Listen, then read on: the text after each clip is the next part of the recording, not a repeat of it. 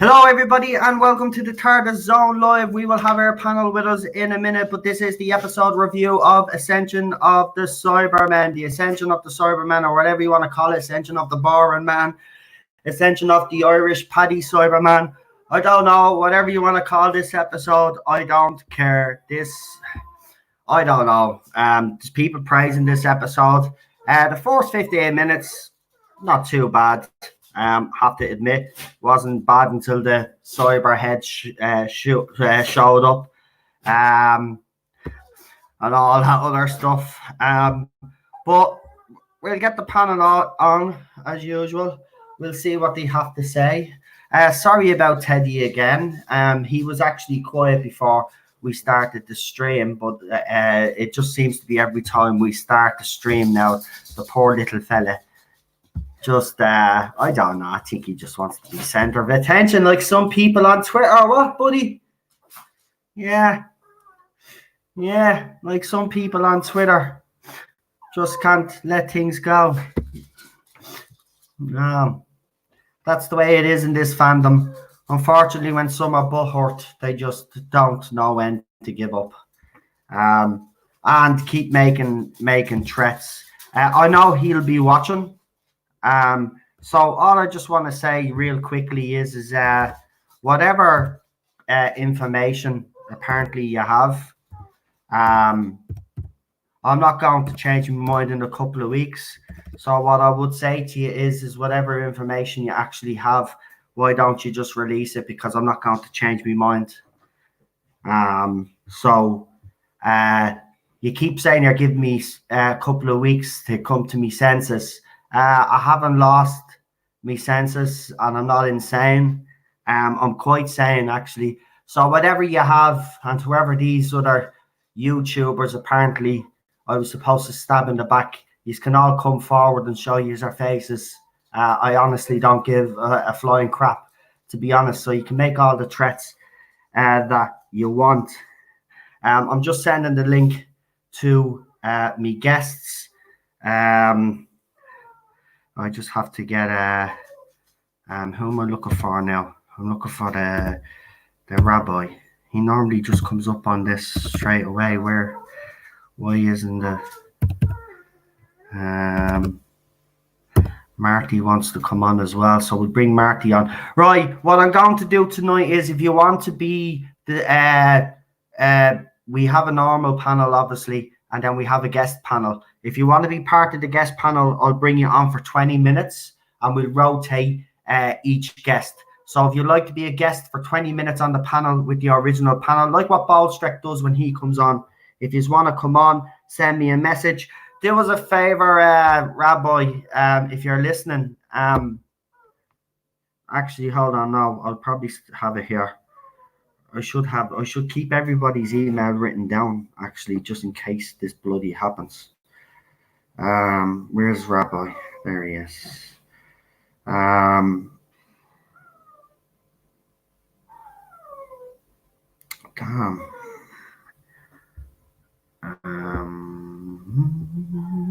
Just give us a second, folks. We seem to be having a few technical difficulties, actually. Am I streaming on YouTube? I just want to make sure, because there was people that saying they were going to try sabotage these streams. Oh no, we've got hold on, there's something really going on here.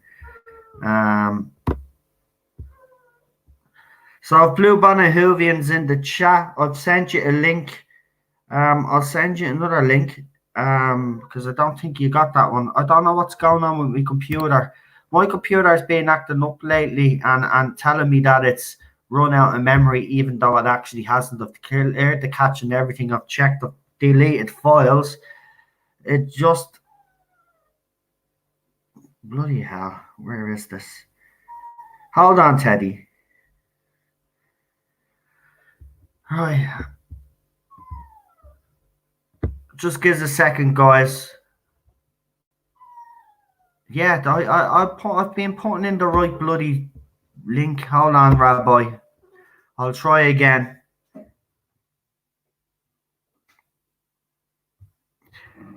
See, this is why I this is why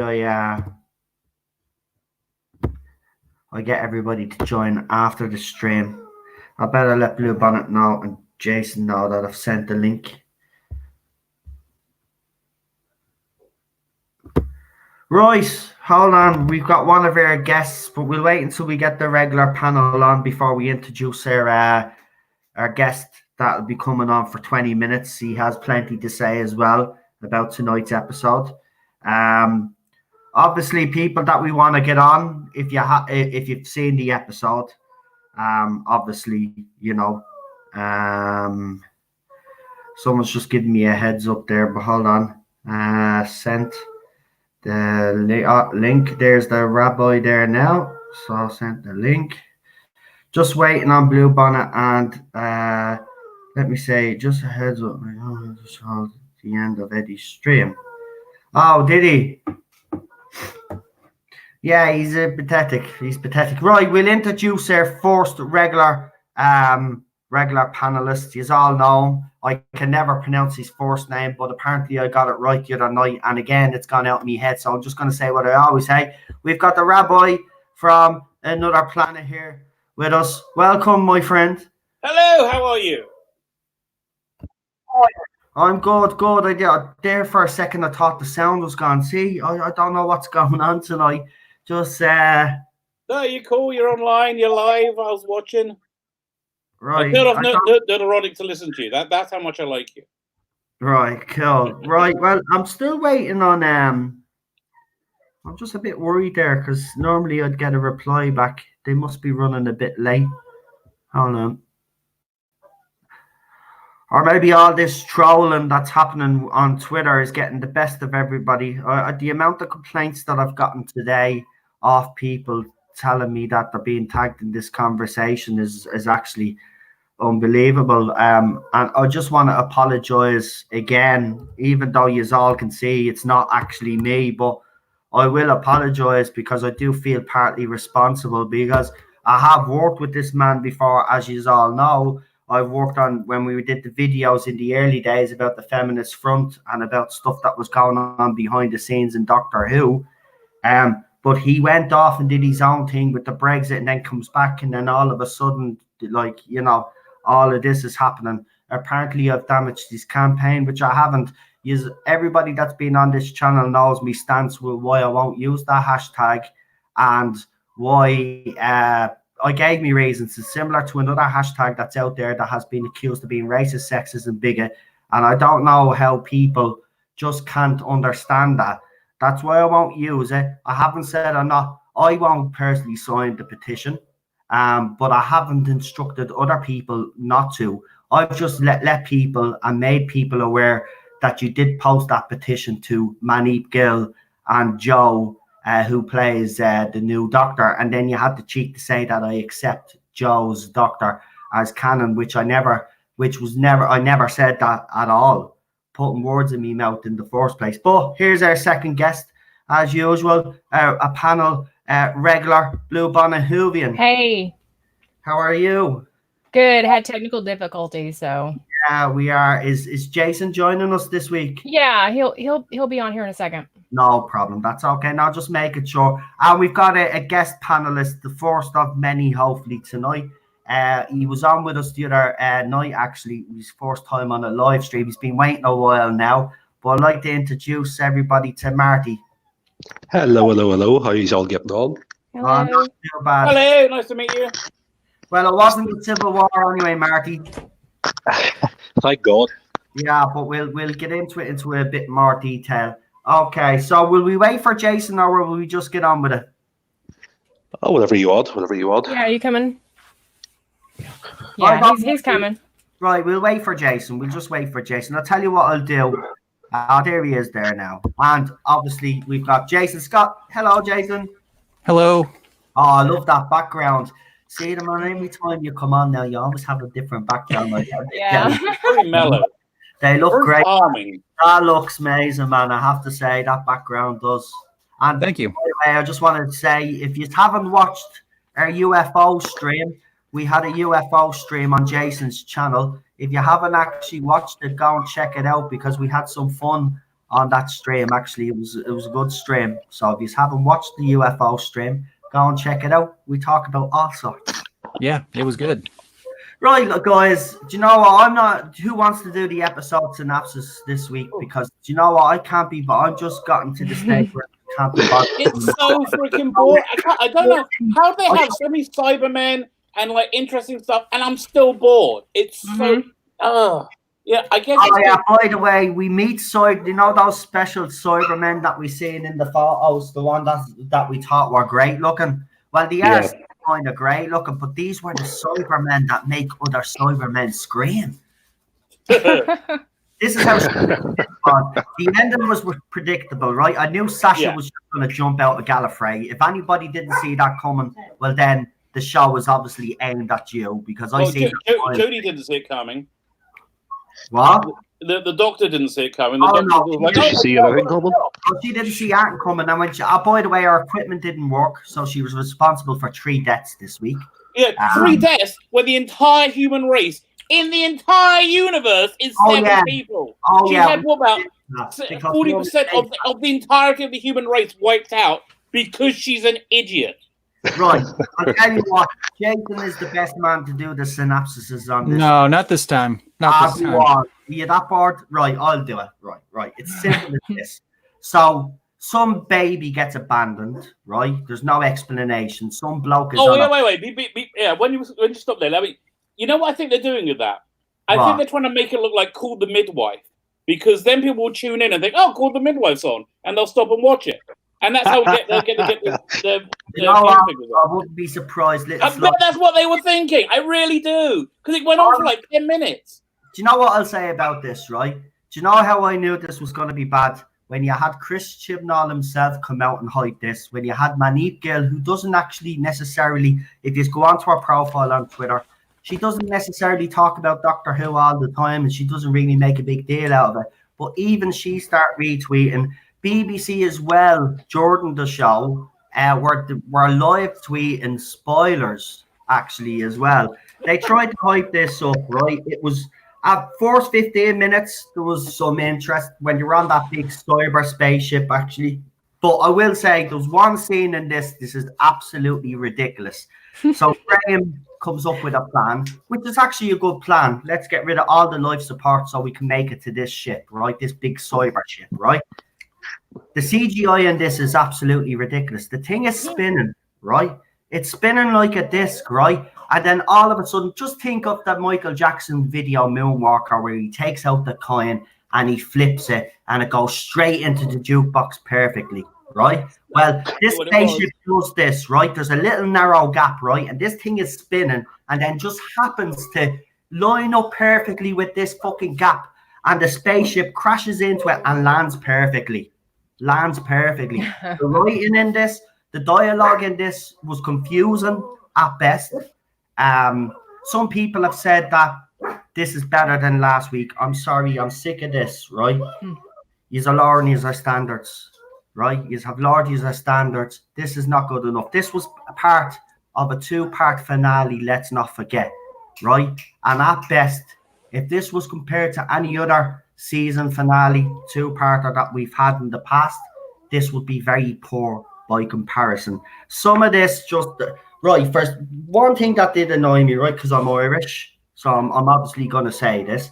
So they had no problem putting the locations up, splashing the name of the locations up of episodes in previous episodes, but when it came to Ireland, they didn't give a flying crap. The name didn't come up that it was Ireland, even if it was fake Ireland, which I think it was anyway. Whoa, when was it Ireland?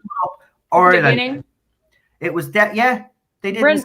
Brendan, yeah. Oh, really? Well, I didn't even think that was Earth. How'd they know that? I thought that was like some weird. I assume that guy's going to end up being the cyber zealot. All right, but even if that's the case, right? But even if it's fake Ireland, right? Even if it's on a fake planet, they were speaking Irish. You'd still acknowledge the fact that you were right. Even if you were trying to pull the wool over fans' eyes, you would have put up Ireland in 1950. So I know. My guess is that was Mondas. That's what I was saying, and I think that big cyber ship as well. Yeah, that's what I said to Sharon. That's Mondas. Like, it's so obvious. It was obvious, but it's boring. Nothing happened. There was a bit of action in the first 15 minutes. She managed to get another 3 people killed. Then she basically, I did love the part though when she actually had a go at the companions. That was the best part of that episode because she actually showed something there. When she actually gave out to them and told them about being reckless, and she does that little speech there, that wasn't too bad. I'll give her kudos for that. But the master appearing right at the end was just a joke. Just a joke. How can that be Gallifrey? Well, it's so fucking obvious. Like, he's not that brainy, Jodie. Like, figure it out. Come on, I figured it out halfway through the episode. How have you not figured it out, you clown? What does she want? A sign saying this is Gallifrey? Oh, Jesus Christ, man. And again, they have this habit of basically telling the audience what's going on because this audience is so thick that they have to be told what's going on. Do you know what? It explains a lot. I seen a trailer for Supergirl recently, and I actually thought it was a video game because the CGI was so poor that I actually did really think it was a video game. It turned out it's the trailer for the and then it clicked. This is why these gobshites actually think this is good. They've been fed rubbish for the last couple of years. No wonder they think this is breakthrough writing. This was Chris Chibnall. This was all on Chris Chibnall, and you know he can't hide behind another writer. His writing was exposed. He cannot write for Doctor Who. Right, I've said my piece. I could say a lot more, but I'll let you guys now on the panel. Well, you didn't mention the greatest scene of all, where the disembodied cyber heads, came out. That was so stupid. That was so stupid. Really? I was expecting. Can I ask you though? At the start of that episode, that flying cyber head in space, was that handles? No, it was one of these drone things. Probably not. It's one of these killer drone things. No, at the very start of the episode, you see a cyber head floating through space. Right, but you see it later too, killing people.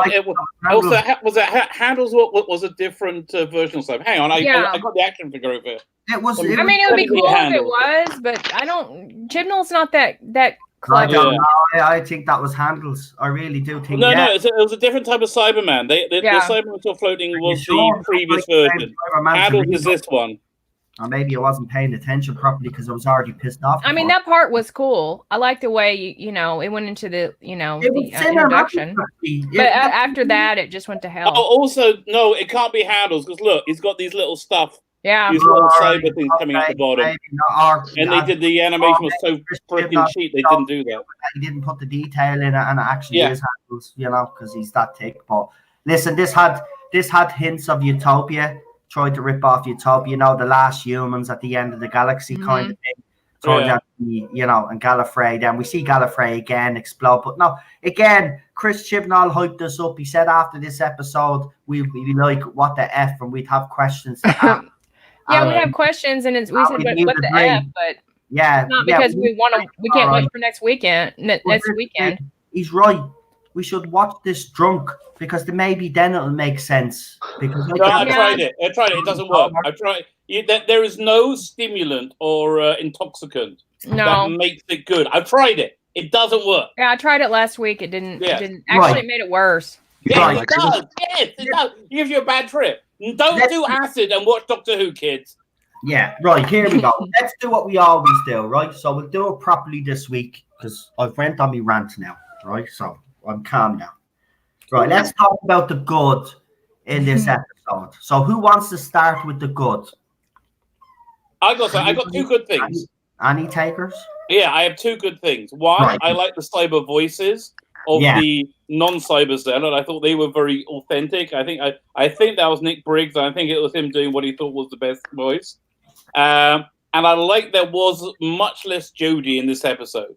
Less Jodie equals better Doctor Who. Julie Graham. Sorry? Julie Graham was very good as Ravio. Yeah, I still think there's something about her though. I'm still convinced she might be another part of the Doctor. I'm still gonna go. Isn't that weird that her ship looked like kind of like the TARDIS, the middle piece? Yeah. Oh yeah. I think you're on the money with that theory now.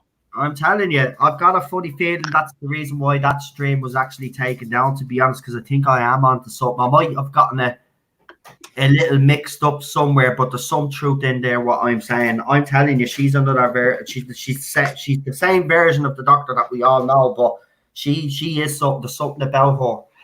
But she doesn't know it yet. She didn't really feature that much in this episode either. She was in it, but she wasn't in it that much. So, which means she's got a bigger role to play in the second episode. And what was the story about your Moses looking guy as well? Which guy was that? Moses. The Moses. Oh yeah. The Game of Thrones.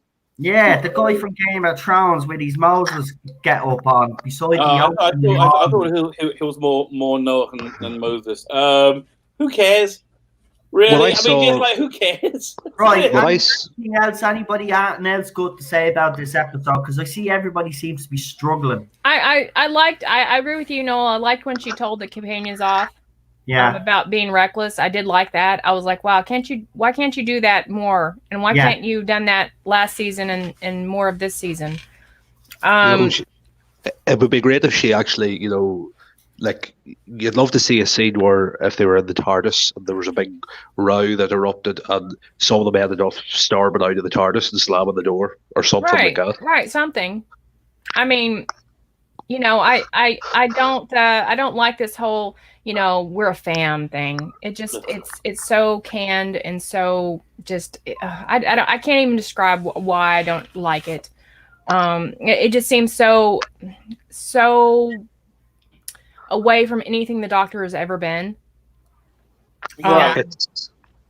So and that's part of it.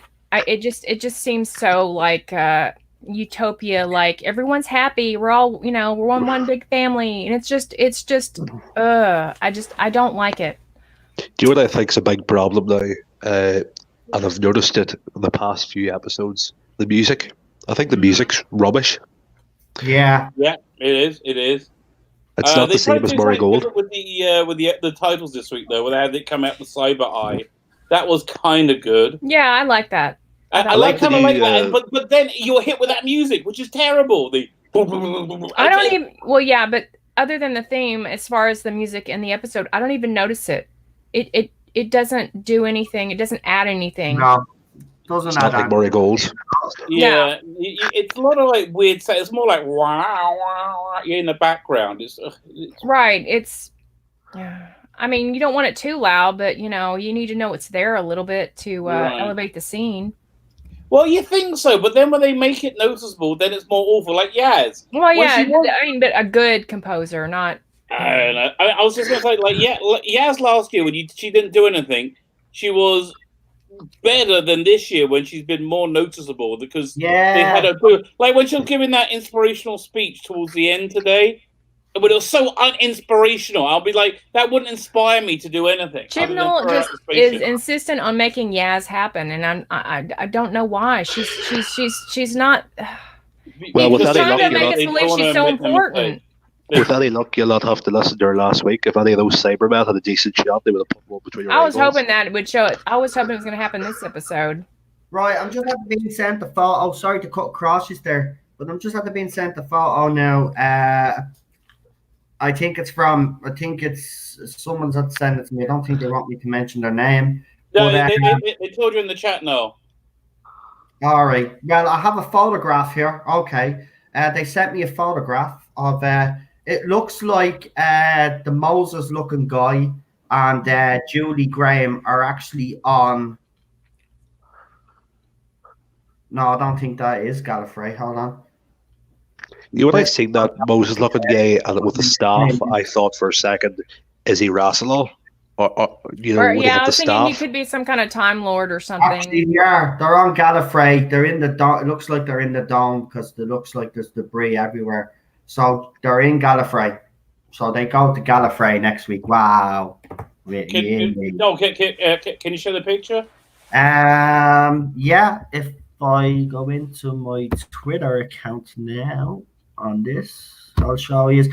I don't know if I'm allowed though, because with BBC all over me, I'm afraid to lead and share stuff now. To be quite honest with you, but I'll do it anyway. I mean, if it's gonna get you in trouble, man. I don't. Unless you want to stick it into the messenger group chat. You know what, at this stage, Jason, do you know what? At this stage, I don't really care because it's never been about me channel. If it goes, it goes. I'll start again. I don't really give a crap. Apparently, it was on Mandip's Instagram. But if it's public, well, then it's out there. It's free. It's free usage or fair usage. Right, hold on. Right. I don't want to show you this person's name just in case they don't want the name shown. So I'll just get the photograph up. There we go. Right on. There we go. Right, so we got the StreamYard now, I think. And then we go share screen. And then, is it this one? There we go. Yes, it is. I meant to say, did anybody notice in the next time trailer the scene where the master and the doctor stand on a hill? It looks very like the scene that was in the trailer for the reveal of the 13th Doctor, the big staff where the key appeared in. No. Yeah, that's totally Gallifrey. Look, you can see Scylla Rassilon right there in the background. Oh, yeah. So you think it's possible he's Rassilon, Rabbi? He's someone. I'm kind of looking forward to them blowing up canon next week, because then we can decanonize this Doctor. I mean, if they really do what the leaks are saying they're going to do, it decanonizes this Doctor, which would be fantastic. We can forget about it. So they can just read. It's weird that she's standing that way in that position. Yeah, she's a doctor. Yeah. Yeah, I know that's reaching, but it seems like they're she's looking into they're looking into the camera. This may be a shot of the actors actually posing for the camera. I think it is. That is, but still, that they're on Gallifrey, so. She's basically trying to hook people now. Oh, look, I put this on. We're going to be in Gallifrey next week, so you have to watch because it's Gallifrey. Yeah, because no one's ever seen Gallifrey. I mean, before. she's looking right in the camera. So if you're looking right in the camera, your chances are you're not cutting the scene. I'm still convinced though. In the few minutes that we seen her in the episode, well, she was in a couple of scenes. I'm convinced she is. I really hope not. Doctor. I think you're right. Well, I think that Breton case, the timeless child. Yeah, this whole thing now is annoying me. Who is this? I mean, Brendan. He was taken out at the end of the episode, hooked up to machine, and basically was his mind wiped or what? When he retired as an elflet, and then a younger no, it wasn't a younger version. His father was there. Bullet? I mean, he fell from a high, he got shot, and then he shot, and then he gets up. So if he was a timeless child, he wouldn't. I don't know. I mean, I would think he would regenerate. It was very like Captain Jack the way he woke up. Jack, that's what I thought. I said he healed. I even wrote it up on Twitter at the time. He just healed himself like Captain Jack because he even jumped up and it was interesting. Yeah, like that. I better take this photograph down just in case. It doesn't matter anyway. They basically censored me video, the live stream because of it. And they actually show you what part. So a minute of the stream, apparently, I broke the rules. They can go jump. Did you notice? It's always fascinating to me watching it on iPlayer. So you get to see the culture that it's in. You get to see a bit of Countryfile beforehand and Call the Midwives after. But did you notice how the BBC were not plugging Doctor Who at all? They didn't say in a minute Doctor Who's on. They kept saying, "Oh, we got this really popular show on at 8 o'clock. So stick around because there's really." And then the weird thing is, great show after that. The weird thing is, sorry. The weird thing is, Rabbi, is that when they did announce it, they were like, this is going to be a game. This is going to be a game changer. Oh yeah. Yes, it's a game changer. So they're showing their hand. I mean, when you say game changer, this episode's going to be a game changer. Yeah, it changed Doctor Who from being good to being terrible. Well, yeah, that Well, you know, right. it did that. I like, God, I kind of like the Cyberman with emotions, but I'd like to know more. Like, there's a second episode now. They need to kind of start explaining it and pulling it together. And yes, I don't know. Yeah, but he start acting like God, like as if he's the chosen one and all. Like he talked about being the chosen one and all this crap. Like, get away. How does he end up getting converted? That's the question. I guess that's Brendan. You're going to find out next week. Yeah, I thought that was Brendan at first, and then like after, I don't know. And then when he got shot, I just don't know. Like it just kind of threw me. But is he a timeless child or a Cyberman? Was it not his dad that was converted? Asha, was that not his dad? I thought that was him when he was old, and then the guy who took him in was his dad when he was young, which made me think the whole thing is some kind of simulation. Right. Yeah, that's what I got from it or something. They were waiting for him to get to a certain age because he'd have all that experience or whatever the crap he's trying to do. I don't know, because Chris Chibnall this script wasn't great. I'm sorry, but it wasn't. Chris Chibnall thinks he's got all the time in the world. He's like, we're now schlepping out for 3 weeks and like drawing out this minor mystery which nobody really cares about. And like, who is the cyber zealot? I think that's what his name, the cyber zealot. Like, who cares? You know, you got him. I feel the same way. I don't care. What did we actually learn in the episode tonight? Nothing. We have more questions than we have answers, and it'll be the same way next week too.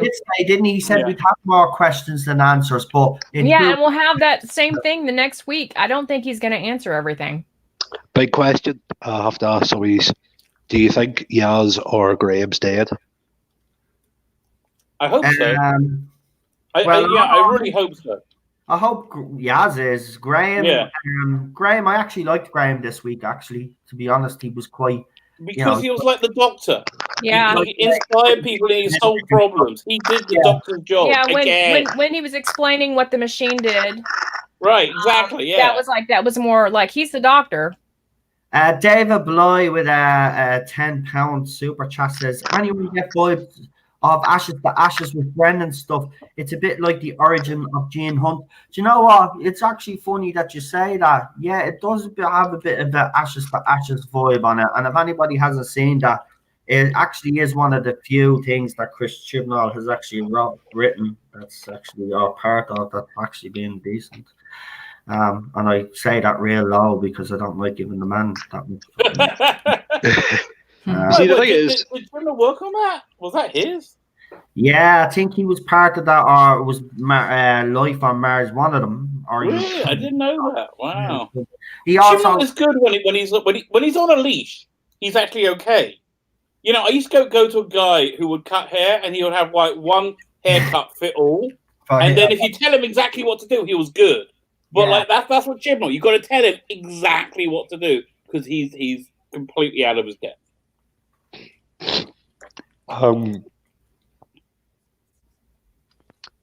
Wow, we're all stunned to silence. I was just thinking, who the hell is giving him like if he is changing Calvin, right? Who the hell gave him this authorization to do that? Because surely somebody high up in the BBC has to approve that. Mm-hmm.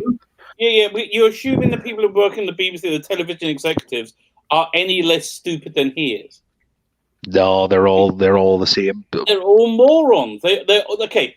All of them got jobs they didn't earn, and they have zero accountability, and they churn out unwatchable garbage. And then they go, well, television ratings are just falling generally. Who knows why? Go figure. Suppose that's the only thing about the TV license getting cut off them now. They'll have to start. Oh, yes. Oh, don't you love a little bit of accountability, a bit of Schadenfreude or whatever. Yeah, well, I'm not a fan of bars, but I'm glad he's doing that. Yeah, exactly. Yeah, no matter how we all agree, hurting the BBC is good at this point. But I just wonder, this series review meeting that's happening in March. Could anything really come out of it? I know they'll probably bring up the complaints and all, but like could they really turn around and say, right, pack your bags? Well, no, they couldn't do it without looking stupid. Well, here's And the thing, though. that's the worst thing in the world for these people, looking Yeah, but here's stupid. the thing. I actually thought that this episode, because it's a season finale, would actually get a boost. The next couple of weeks, we'd actually get a boost. This was actually poor. So next week, obviously, it will get a bit of a. On Monday, we will see that the overnights for this are probably a little bit higher, but the consolidated are going to be lower than anybody thinks because this was poor. This was poor. I actually expected a lot more. Do you know what? I think BBC shot themselves in the foot. Chris Chibnall and everybody concerned with this series finale have actually shot themselves in the foot because they've been going around all week getting the newspapers to hype this to bits. And look what we've gotten. Rubbish. I didn't expect anything. I don't. Every week I know it's going to be bad. Yeah. I don't have any hope that it's going to be good until they get rid of them. There was the slightest wee spark I had when I seen Captain Jack, and then that just faded come the next episode. Yeah, pretty done quick. But I think it's time that they. I don't think they can make it to the quality it used to be anymore. They're churning out 10 episodes every 18 months. Russell T Davies was able to do two spin-offs, the main show, and crack them all out within 1 year. So I know time and technology have changed, but I don't see there's no reason. I know. Shockingly, the special effects were useless this week. Russell T Davies era effects were way better. And they were like 10 years ago. I think it's time that Chibnall just hands in. He's not going to do it, but if he hands in his notice. Although, did you see there's a half hour on Saturday next week that's I've seen blanked this. out? Yeah, and there's speculation they're going to announce a new Doctor. Yeah. Did anybody see that? I have seen it. And I've said to people from day one anyway, right? It doesn't matter what happens that day anyway. These numbers don't add up for her to stay or for him to stay, right? They don't.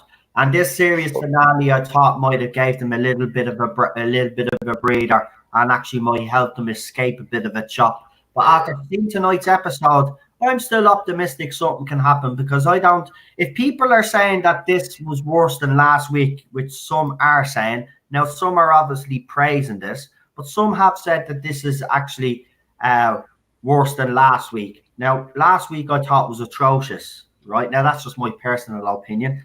But last week, a lot of people didn't like last week either. So I don't know. I think we're looking at. I remember what the hell last week was. It was. I don't even know what this week was, Jason. Do you? I don't even know what were we watching. No. I mean, I genuinely have. Actually watching. Listen, I genuinely have forgotten what last week's episode was about. Oh, that was the one with Frankenstein. What's her name? Frankenstein. Yeah. Anyway, so what are you guys? I have to ask. Other than the disembodied heads floating around shooting people, what was your biggest gripe with this episode? The biggest gripe. What was the thing that made you just say, well, screw this episode? What was the thing about it? Could you not put the Sonic away for 5 minutes? Do what?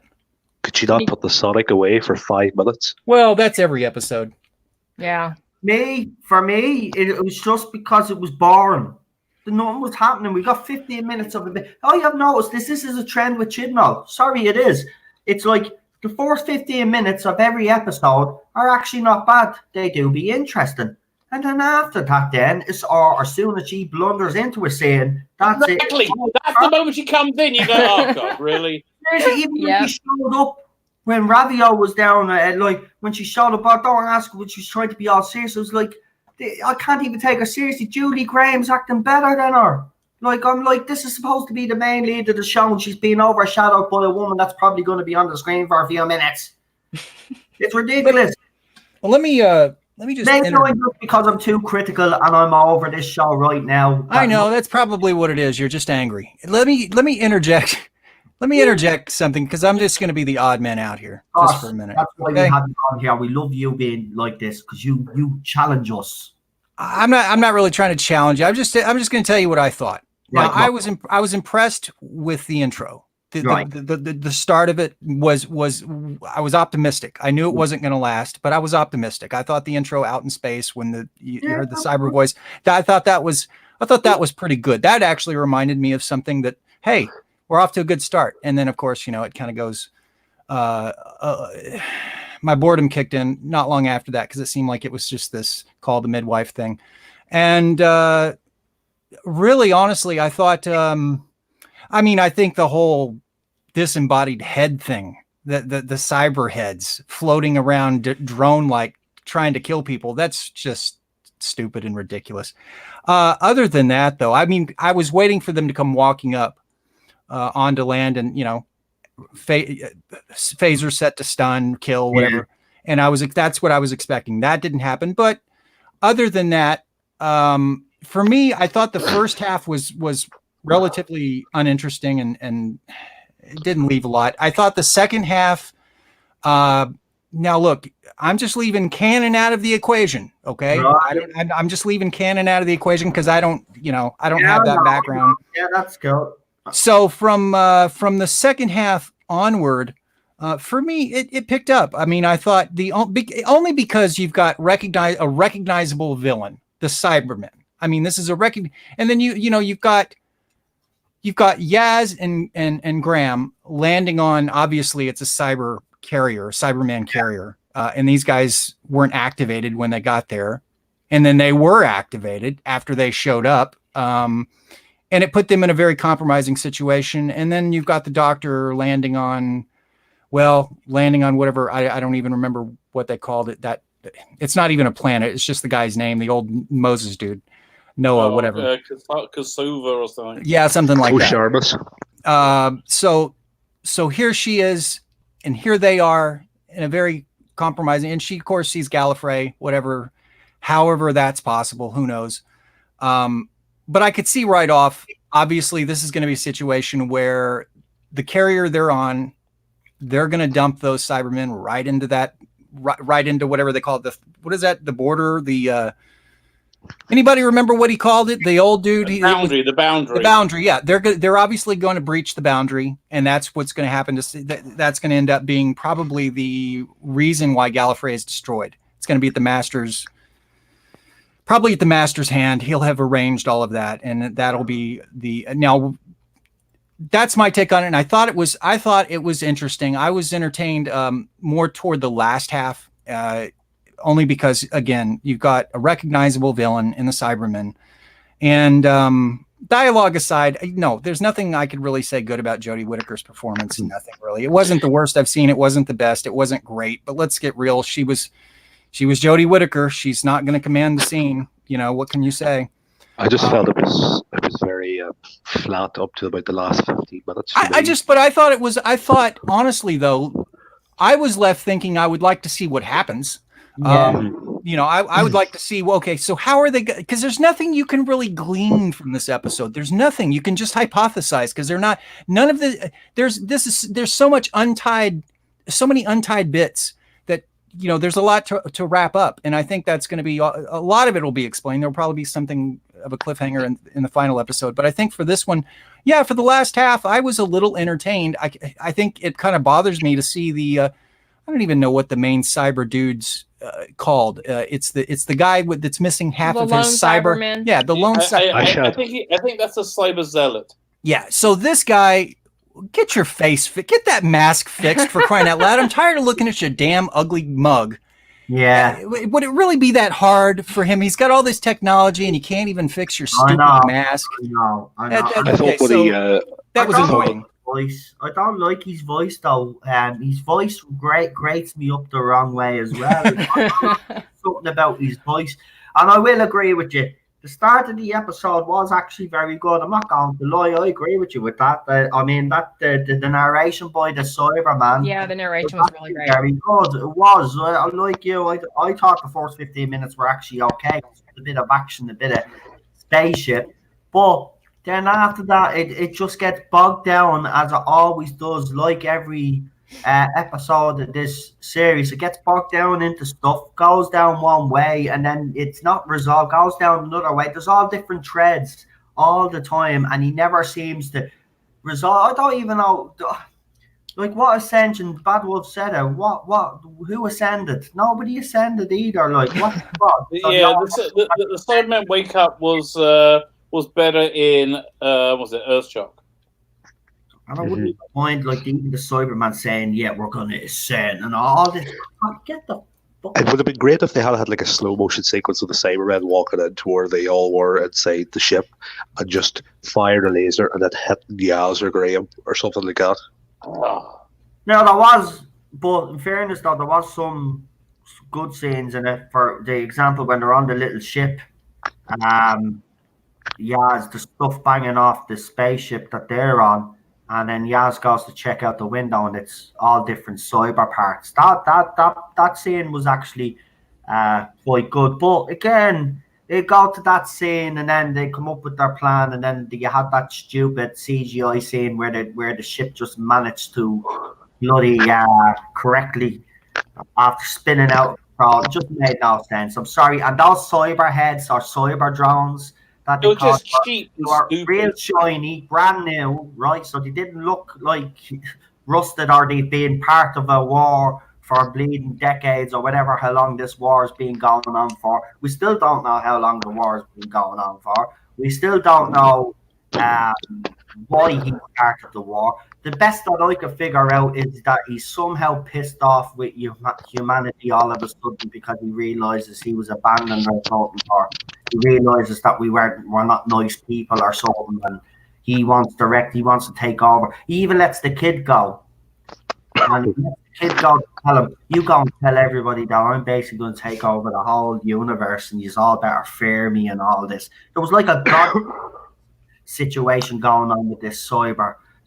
There's something going on with that guy though. He's got there's something, because he did tell the doctor he's got the power to destroy everything. Yeah. So there's something going on with that guy. It's not just a case of he's just a nobody shooting his mouth off. I think there's something they're going to reveal about that guy. I agree. I have to say, the next time, I suppose the end credits next time trailer sort of. It's probably the most excited I probably will be for the finale, because I know the finale, if it does change canon, is just not going to sit with me at all. It's going to change canon.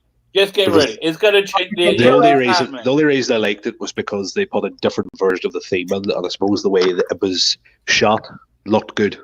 It did. It was more cinematic this week, I have to say. I thought it was probably the best next time trailer of the whole series. Yeah. I don't know. We just have to see what happens. But compared to other episodes, though, look at Tesla's Night of Terror. I mean that garbage. I mean, give me a break. The cliffhanger for that was they shoot a lightning bolt up to the mothership. I mean, that was a bunch of garbage. Yeah. And then you name one other than maybe the Kasabans, and even that was kind of anticlimactic. Spyfall. I mean, what was so climactic about the Kasabans? I mean, other than they could, go through walls and they were that was an interesting enemy. Yeah, what the hell? That was an interesting enemy. Don't get me wrong. I think they were interesting. I think that was one of his high points as far as creating a villain. But his delivery in the second part was just it wasn't very but I'm just saying, what else? Think of another episode. We have that whole mystery they just left dangling on what. Yeah, because this is a story arc. That's what's going to happen. They're going to leave you dangling here. Is that what you're talking about? Are you talking about he's talking about are you talking the other? You're talking about Spyfall?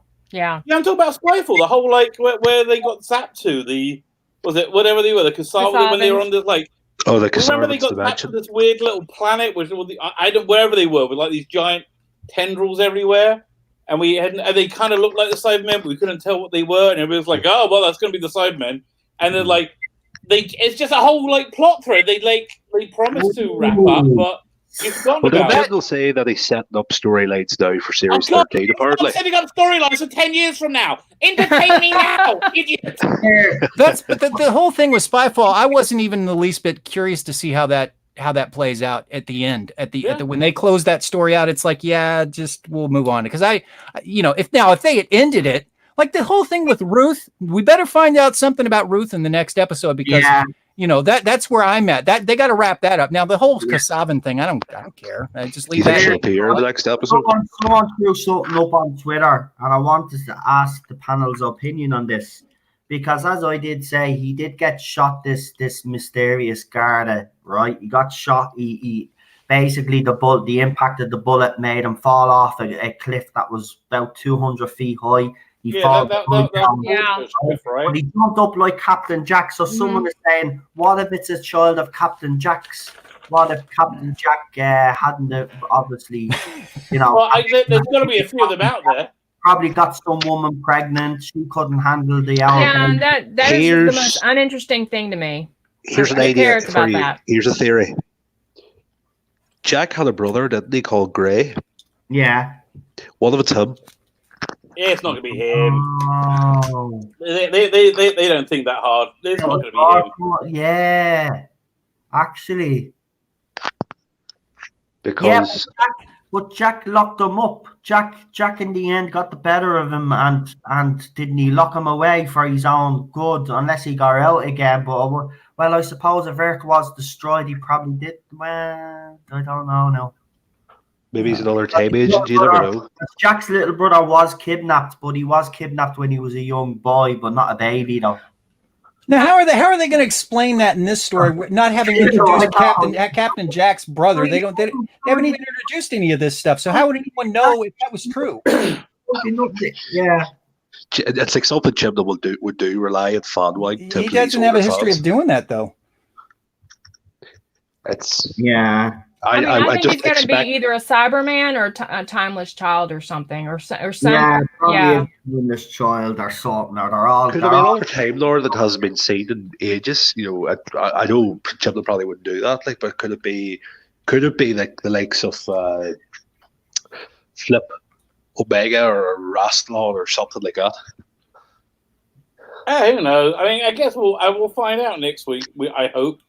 But I'm just so. I'm sure we'll be really underwhelmed. I'm sure and angry, underwhelmed and angry.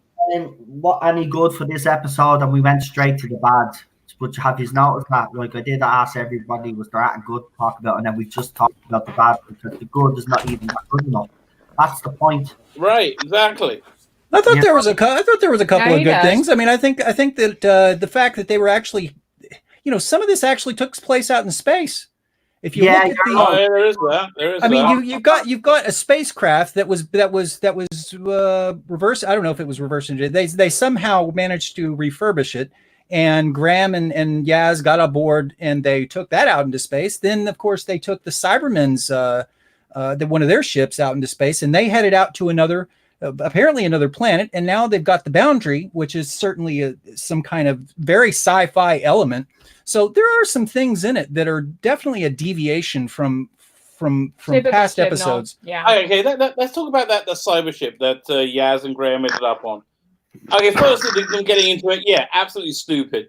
But how did they know they had any atmosphere in there? That was my first question. That's the first thing I went for. Then I said, well, that's obviously a cyber ship. Shouldn't they be careful? And I figured, okay, they don't know it's a cyber ship. They're just wandering around. Then the next scene, you had the two of the last surviving humans. They said they knew it was a cyber ship, and they all kept walking around, no problem. And then when they finally came across Entombed Cybermen, they were like, "Oh my god, what's that doing here? Like, how do they not know?" Well, and I didn't understand that either because about what in the scene before that, you see all the Cyberman parts. I mean, my first thought, if I was on that ship, was like, I wonder if this is the ship because that's where we saw all the parts coming from. Right, exactly.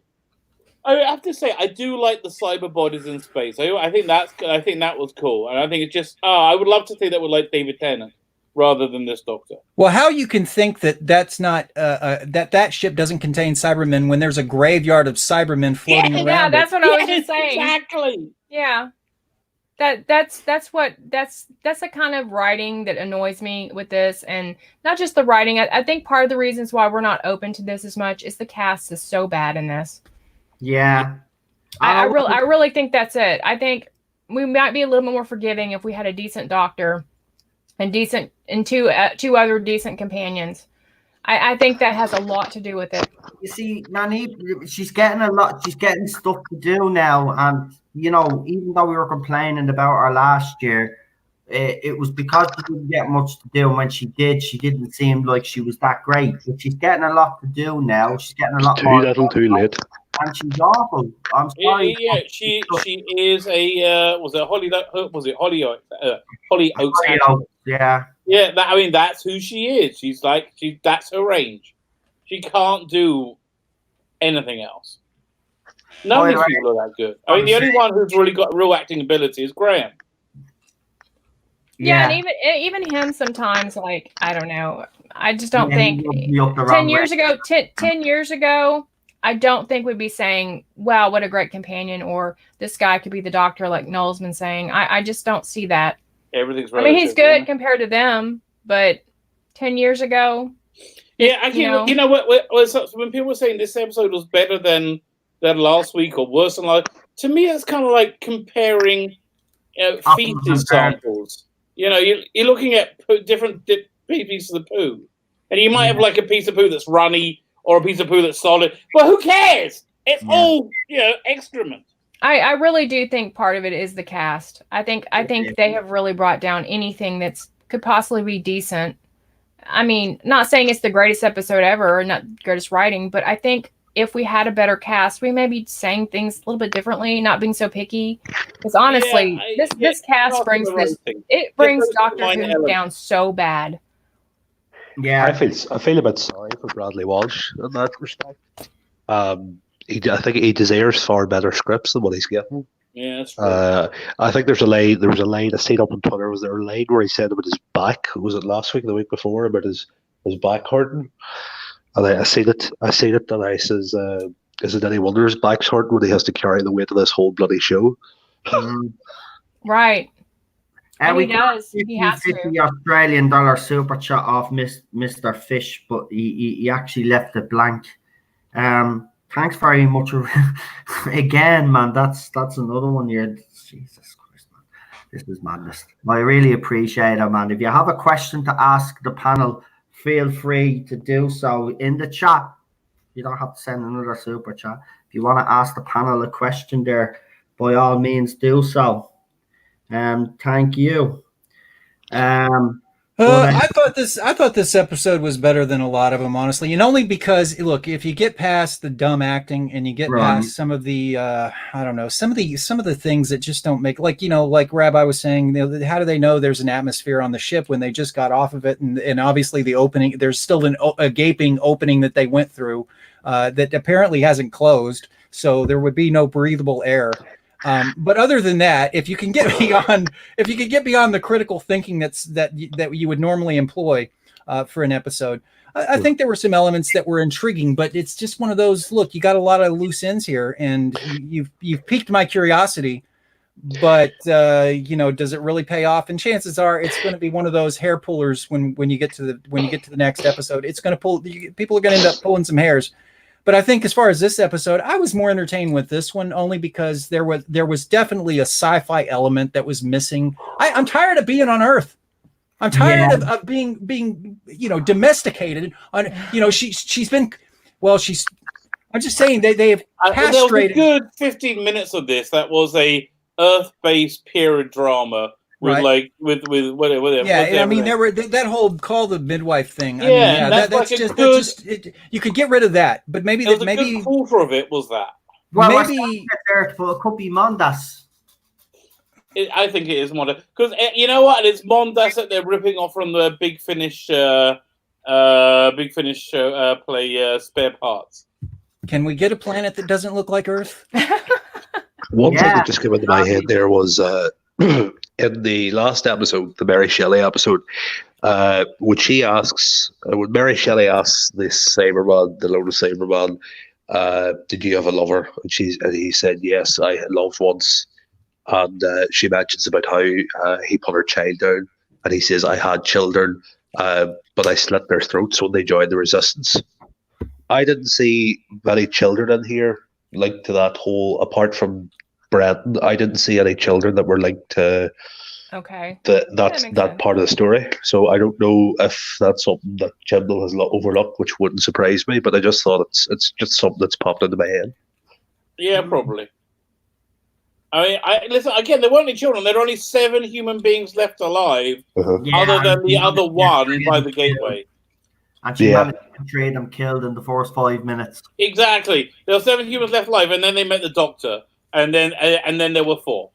After she gave the speech, Don't ask who I am, but we're here to help. This equipment will actually save you. Convince them all that it'll save them, and then it doesn't. They're a really trusting bunch. Yeah. Imagine just the strangers just running in, like, you know, as far as they're concerned, they're the last humans, you know, and these 4 London idiots come running down. Oh, we're here to help. And then they end up dying. Yeah. If I was Jodie Whittaker, I'd be insulted by Chibnall to how he writes her, as far as like when she's trying to steal the Cyberman ship and the kid comes in and does it better than her. Like, I would have a problem. Like, why are you writing my character like that? I was thinking for a second. But you've got a brain. You know, you can think. Jodie Whittaker can't. She's not. I mean, listen, bless her, but she's just a dummy. Yeah, but she's also not done her homework about the doctor. And had she done that, I guess she would have the gumption to say, "Hey, you know, why are you writing my character like this?" Right, but the reason she hasn't done the homework is because she's a dummy. Yeah, but how far is that going to get her trying to argue with Chibnall? She's too far into bed with Chibnall. That's the problem. And she's friends with him as well, and she feels some sort of loyalty towards him, so she's not going to question what he does. Remember, he basically chose her after his first choice turned him down, or maybe possibly his second. We don't know where she was on the list of choices, but I wouldn't say she was very high up. I wouldn't be surprised if a lot of actresses and actors turned down this role. Maybe we will never know that, because there was a rumor a while back. I don't know how true it was that Olivia Colman was offered it, but because she was in Broadchurch, I don't know how true that was. What? Well, she was Jodie Whittaker in Broadchurch, though. Yeah. Jodie Whittaker and her Olivia Colman turned it down because she knew exactly what the role was. It was a token role, and she didn't want to be the one that would get all the stick. She's a clever woman. She knew it wasn't the right time for a female doctor, because if she did, she would have took the role. And I guarantee you, she would have said all the right things and done all the right things. Would she have worked? We will never know, but I still firmly believe that it is a male role. But if they're going to go down this route, well, then I'd rather you get the best actress you can instead of someone that should be in soaps. But even if they get like a good actress, like, you know, if the writing's not up there, it's going to be the same issue. Exactly, you're right. His writing is not good enough, and Chibnall is just his team and himself are the problem here. And the BBC have to open their eyes. This cannot go on. It cannot go on for another series. You won't have a show to save if you are really committed to making this show great as you claim to do. Well, then you get rid of Chris Chibnall and his writing team, and you start from scratch. I don't care if you retcon Jodie Whittaker's Doctor or not. I just want decent Doctor Who back on the screen again, right? I just want me sci-fi, me space battles. As we said, we're crying out for a bit of space, for God's sake. A bit of sci-fi, a bit of gobbledygook coming out of the Doctor's mouth, a bit of sci-tech that we don't even understand, something. But we're getting nothing like that. The dialogue is flat. And I'm sorry, she's just, even when she gets something to do, there was 2 scenes where she was okay in. Again, when she gets to do something a little bit more serious and she doesn't have to act a maggot, she looks decent enough, but she's still not at the level. So I'm not going to lower my standards. She'll never be at the level. She'll never be at the room. Just give it up. Give that dream up. It's a bit stupid. It's a bit stupid of the marketing team to market Series 12 as room for or space for all, and we haven't even bloody left Earth until this episode. Yeah. No, but that wasn't. Come here for a minute. That space for all wasn't for that. That space for all was a signal to the fans that Doctor Who is for everybody, because they were BBC are aware. See, this is the foolish thing at the other side. Our BBC don't care. Well, if they didn't care, they wouldn't have put that poster up space for all to try and entice us back and tell us that the Judean Cybermen and all these other villains were coming back. It was all a plan to get us back, and it's backfired, right? Because people are walking away. The writing is just so dull. Yes, I will agree with Jason. If this hadn't got the name Doctor Who over it, I'd probably be a bit more impressed with this episode, but it'd still be a middle-of-the-road sci-fi show for me, because there's actually no sci-fi really in it. You know, you get about 5 minutes of space maybe, and you're on a spaceship. But again, it's just all smoke and mirrors with Chris Chibnall. He's just look, he hyped this up, but nothing happened. Nothing actually happened. Right? No. Cyberzella is interesting. I will agree with Jason. There is something about him, and I do want to find out who he feckin' is, because he seems to be the key to everything right now, I think. And it's kind of annoying me that I don't know, and I haven't figured it out, because there is something about him. I want to know why he was abandoned. Was it a plan? Did the master leave the child there? Who left the child there? You know what I mean? We don't know that. He just found the child. The bloke that ended up raising the child ended up just finding him in the middle of the bloody road, for God's sake. He was planted there for him. And this is what I'm saying, like, though. Okay, he's had a whole season to build this up, and we still don't know what he's doing, and we've got one episode to go. And there's so much they need to wrap up in that next episode. And they're not going to wrap it all up. They're not going. He's not going to wrap it all up. He's going to save it for series 13. Yeah, exactly, Blue Bomber. That's why he did the articles lately saying you're not going to get all the answers in this series. You'll have to watch in series 13. Because he knows. Do you know what? This series was thrown together. He fecked off for a while. He came back, seeing what was produced. He's tried to rescue it the best that he can, right? And that's why he's saying he needs another series, because he'll have to try, because that's what he's going to try do now next series. He's going to try and explain all this rubbish that's happened all this series. I still don't know what's going on, right? All we know is the timeless child is involved somehow. There might be several female doctors, we don't know. Is she a separate regeneration? Is she a regeneration before William Hartnell? We don't know, because nothing's being laid down. All we know, Gallifrey is why did the master Gallifrey? We don't know. All we know is that there's some sort of lie that he's really pissed off about. They lied to us. We know nothing. We're 11 episodes or 9 episodes in, and we've learned absolutely nothing. If this was a Moffat or an RTD series, we'd have some idea where he's going with it. We'd have some sort of, we'd have some understanding of what he's trying to do, but he'd still surprise us by the end. I don't think Chibnall knows what he's doing. He's going to give. You're going to get some answers next episode, but they're going to lead to more questions. You will get. I'm firmly of the belief you're going to get some answers next episode. But it will. But he did say, look, you'll get some answers, but those answers will lead to more questions, is what he said.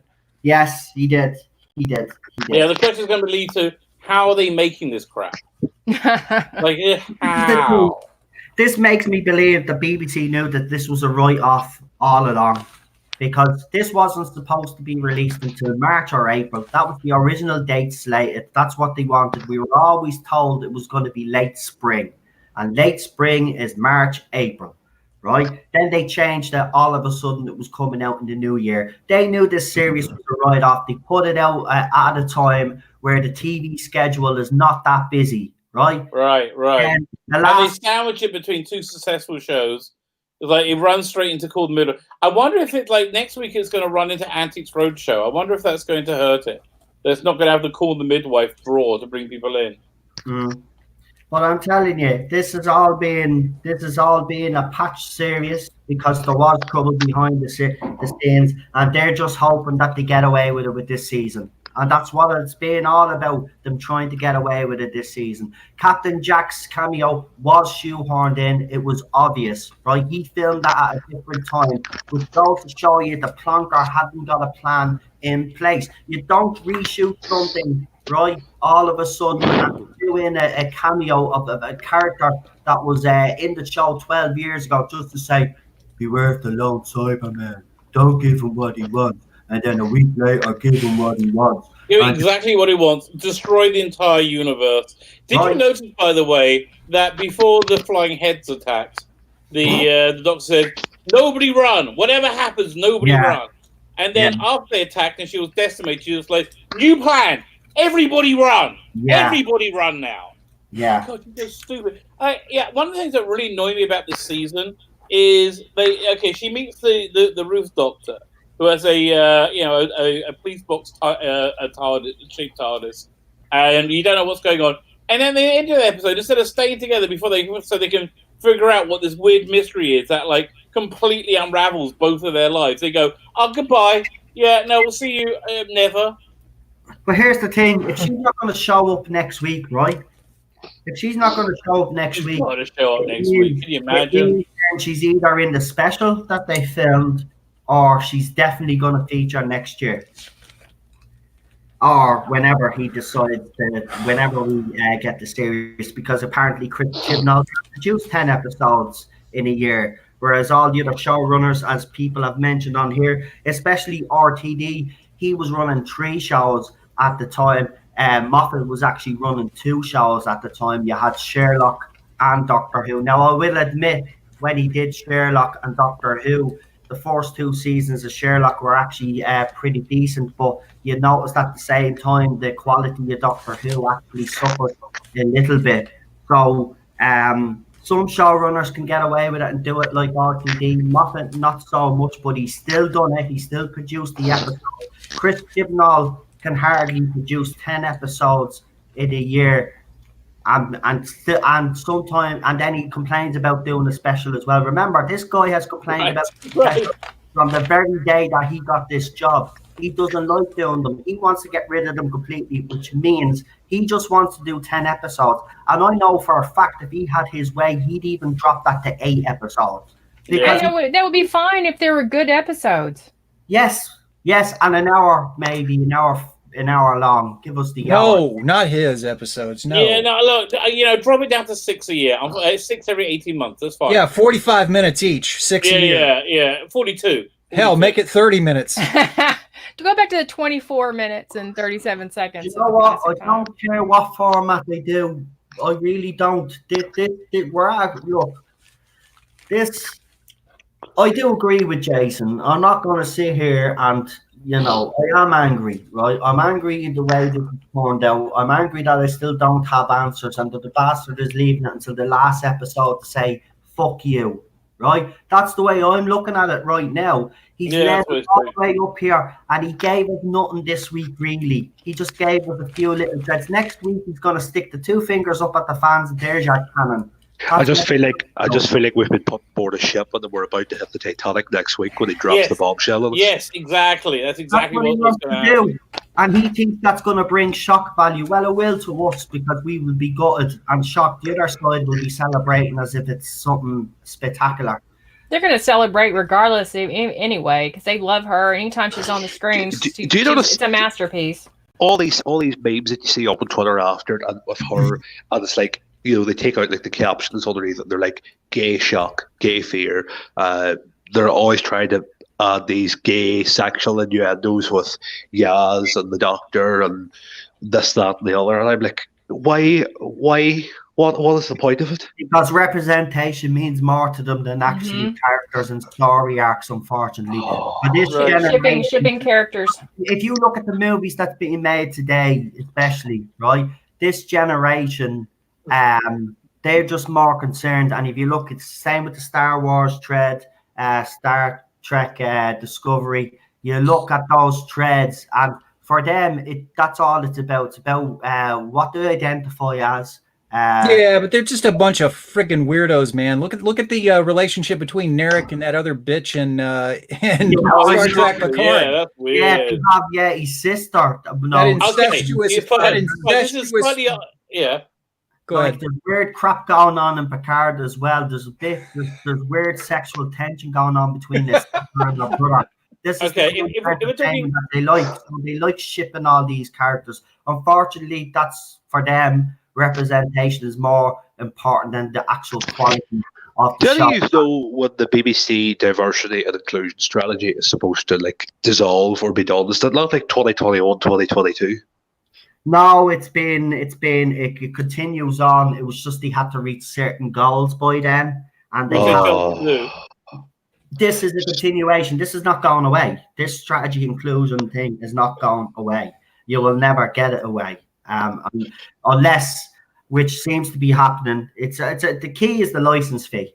Once the license fee goes, BBC are wide open.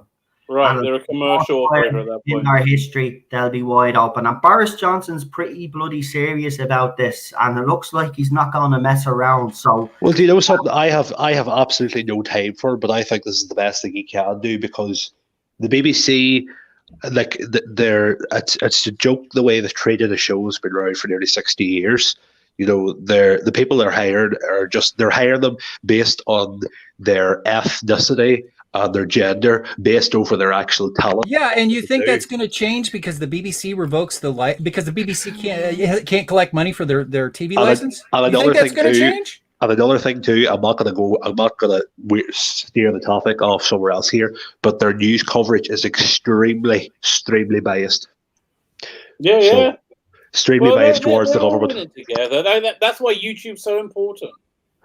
But it won't change because they revoke the TV license. It won't change a thing because they have Ofcom sitting there regulating the BBC, saying you have to be diverse, you have to appeal to these gender rules. That's the bottom line. They don't have a choice whether there's a TV license involved or not. That's the problem with the US right now. You got the same garbage they're spewing out over here, and it has nothing to do with the TV license. By the way, I've overlooked something. We've all overlooked something on this panel actually. Mm-hmm. Do you remember the photograph that BBC America put up and asked everybody what was inside that door? It was in the Tardis. We actually didn't get to see that this week. So whatever, we know that we're going to be on board the Tardis at some stage next week as well, because there's something behind that door that BBC America want us to know. I said the zero room. I'm still going with my theory, even though it's not perfect. I think some of it is going to come true, and I honestly don't know. He's either right. It's going to go two ways, right? No, three ways. He's either filled us all, and he's not going to mess with canon, but I doubt that, right? He's going to because he wants to leave his mark. So it could go two ways, right? So it's either this. He's either going to severely screw with canon and make this female regeneration, or make it out that the female Time Lords are the real doctors and the male ones aren't, right? Well, no, I thought the rumor was that they found the timeless child who has limitless spoilers. Has limitless regenerations, and then Rassilon or somebody steals that regeneration power from her and gives it to the Time Lords. Because the only story that SJWs can watch, or the Twitterati, who was it? Somebody coined that word, the Twitterati. The only stories they can write is stories about how maligned, marginalized people are really fantastic, and they've had their power stolen from them, and that is what's empowered the patriarchy for all this time. And now these maligned people these marginalized people are taking back their power, and it's wonderful. That's the only story they can tell, and that's the only story they do tell. They're going to exploit it where, like, the scenes we've been seeing of this young black girl, are they going to show this child getting chained up and its powers extracted and put into white men, and they're going to try and say that this is why the metaphor for why white males are bad. Yeah, I think Ruth is going to be one of the timeless children, though. That's why you're going to see in the next episode. I'm sure. She'll be on the next episode. Part of the one Doctor. And I'm going to throw that in there because if that's where I wanted to go. If he goes there, canon is safe. And as far as I'm concerned, I just want canon to be safe, right? I know I'm setting myself up, and I know you're going to tell me on the panel that I'm setting myself up for a big fall next week. But I'm just going to keep my fingers crossed and hope that's what he does. But I know Chris Chibnall is getting ready to give us the big finger. Dude, he's already said. Look at what the master's saying. There's hints being dropped. Everything he knows about to change forever. Isn't it? Yeah. Everything he knows about to change. If that's not a hint, if that's not preparing you for something major, then I don't know what You could, if you were right on this whole thing, what you were saying about the Doctor being in different entities and with different bodies, wouldn't it be great if this whole what's happened now with this slot at 6:30 next Saturday, could they announce the next Doctor and Joe Martin or Julie Graham walk out? Yeah, I think that's a possibility. That's what I mean. Now that's actually come out, and I have actually seen it because it was sent to me. Because someone says, "What do you think of this? This is actually a bit weird, isn't it?" Which it is actually. Yeah. But the only time BBC do something like that is when they've got something important to announce. So there is something important to announce. So what could they be announcing that Jodie and Chibnall are going? It could be, or it could be the fact because in the episode she's probably going to regenerate Jodie into or whatever, which way it happens, or Ruth ends up being the Doctor or whatever. Someone else is the Doctor for her, right? And then they would have to announce it obviously before the episode dropped. Yeah. What about this rumor that the Master and the Doctor were going to swap bodies? Is that still a thing, or is it out the window? I haven't heard anything else on it, but that ties in with the theory that I'm talking about. I actually think that Sasha is really the Doctor, and that all Masters are Missies now. So, which means that Jodie Whittaker would actually be the Master, and that's maybe I don't know. That's a nice thought, but I just don't see it happening. No, neither do I. No. But these three women, Jodie Whittaker, Ruth, and Julie Graham, are connected somehow. Yeah. And I believe that they're one person. So I could be wrong, but if he does that, it does keep canon intact though. Well, right. In other words, if he puts her after, like, Joe Martin after Jodie Whittaker, right? Is that what you're saying? No, Joe Martin, Jodie Whittaker, and say Julie Graham if she turns out to be a version of the Doctor. Right. I'm not a different version of the Doctor. They're the one person. What's happened is that the Doctor's brain synopsises have ended up in different people, and the Doctor has to kind of. Oh, I see. Yeah, that'd be much better. Puzzle. So I think because Ruth had a chameleon arc, I'm definitely sure Julie has one. I'm seriously, man. I'm convinced next week we're going to see something with her. Or else, when she walks into that set that they're all together for, maybe it'll start triggering stuff in her brain. And we'll get something like sorted. The Master. Do you remember when Martha was talking to the Master about the watch, and then all of a sudden stuff starts rushing into the Master's brain? Do you remember Professor Yana's brain? And then he opened the watch. Then he starts seeing the watch and opened it. I think he might do that. I'm telling you, man. This week's episode had a bit of a rip-off of Utopia. So I mean, is Chibnall a lot smart though? That's the thing. No, he's not. Chibnall's been ripping off RTD this whole series. I don't know. This is what I'm saying. If he does this is clever. But why go through 2 years of putting the fans through torture? And this is the thing that would make me. Because he's looking for favors. I wouldn't say my theory holds up, because if it did, why would he put the fans through that for 2 years? I don't see him being that vindictive. But then in saying that, you watch his first episode, Spyfall, he did have a bit of a dig at the fans with that line, "I'm an upgrade" line that Jodie said. So I don't know. We just don't know with the man. I still don't know what's going on. That's all I'm going to say. And this is the first time I've watched Doctor Who that I've been confused about something. I just don't know what's going to happen next week. And this week, I will say, is not as bad as I thought it was going to be. I'll agree with Jason on that. I was ready this week, right? And because I thought it was bad, right, and nothing really happened in it except the first 15 minutes, it was more of a typical. I wasn't going mad because there wasn't in it that actually damaged canon yet, if you get me. There wasn't that and really. Yeah, not yet, but it's coming. I can feel it coming. Yeah. It's not excitement I have for next week. It's genuine worry and fear I have for next week. Because you don't know what's going to happen. I mean, I know people might laugh at me for saying that, but it's genuine fear and worry because. Well, I think we're all there. Because but a part of me is just thinking, as I said earlier, that we are on a train at full speed heading towards a brick wall, and we cannot stop it. Do these series closures, when they close out a season, because I'm not a historian, I don't have the knowledge that you guys do, but when they usually close out a season, is it usually a cliffhanger? No, they don't. So they usually tie everything up. They try to wrap everything up. Yeah. All right. So however they do it this time, unless this is something different, it's going to wrap a few things up. Well, there's a rumor. It came back and left on a cliffhanger because obviously Christopher Eccleston regenerated into David Tennant, but we got a few minutes of David Tennant on the screen, and then it left then. So we got a cliffhanger there. We did. Yeah, but we saw the Doctor with the end of Matt Smith's first season, where you had some things resolved, But you didn't. There's some things that were left dangling that they dealt with next year. But that was the closest he ever came. He also did a mid-season break as well in one of his areas. Do you remember he left? Oh right, let's go Hitler. Yeah.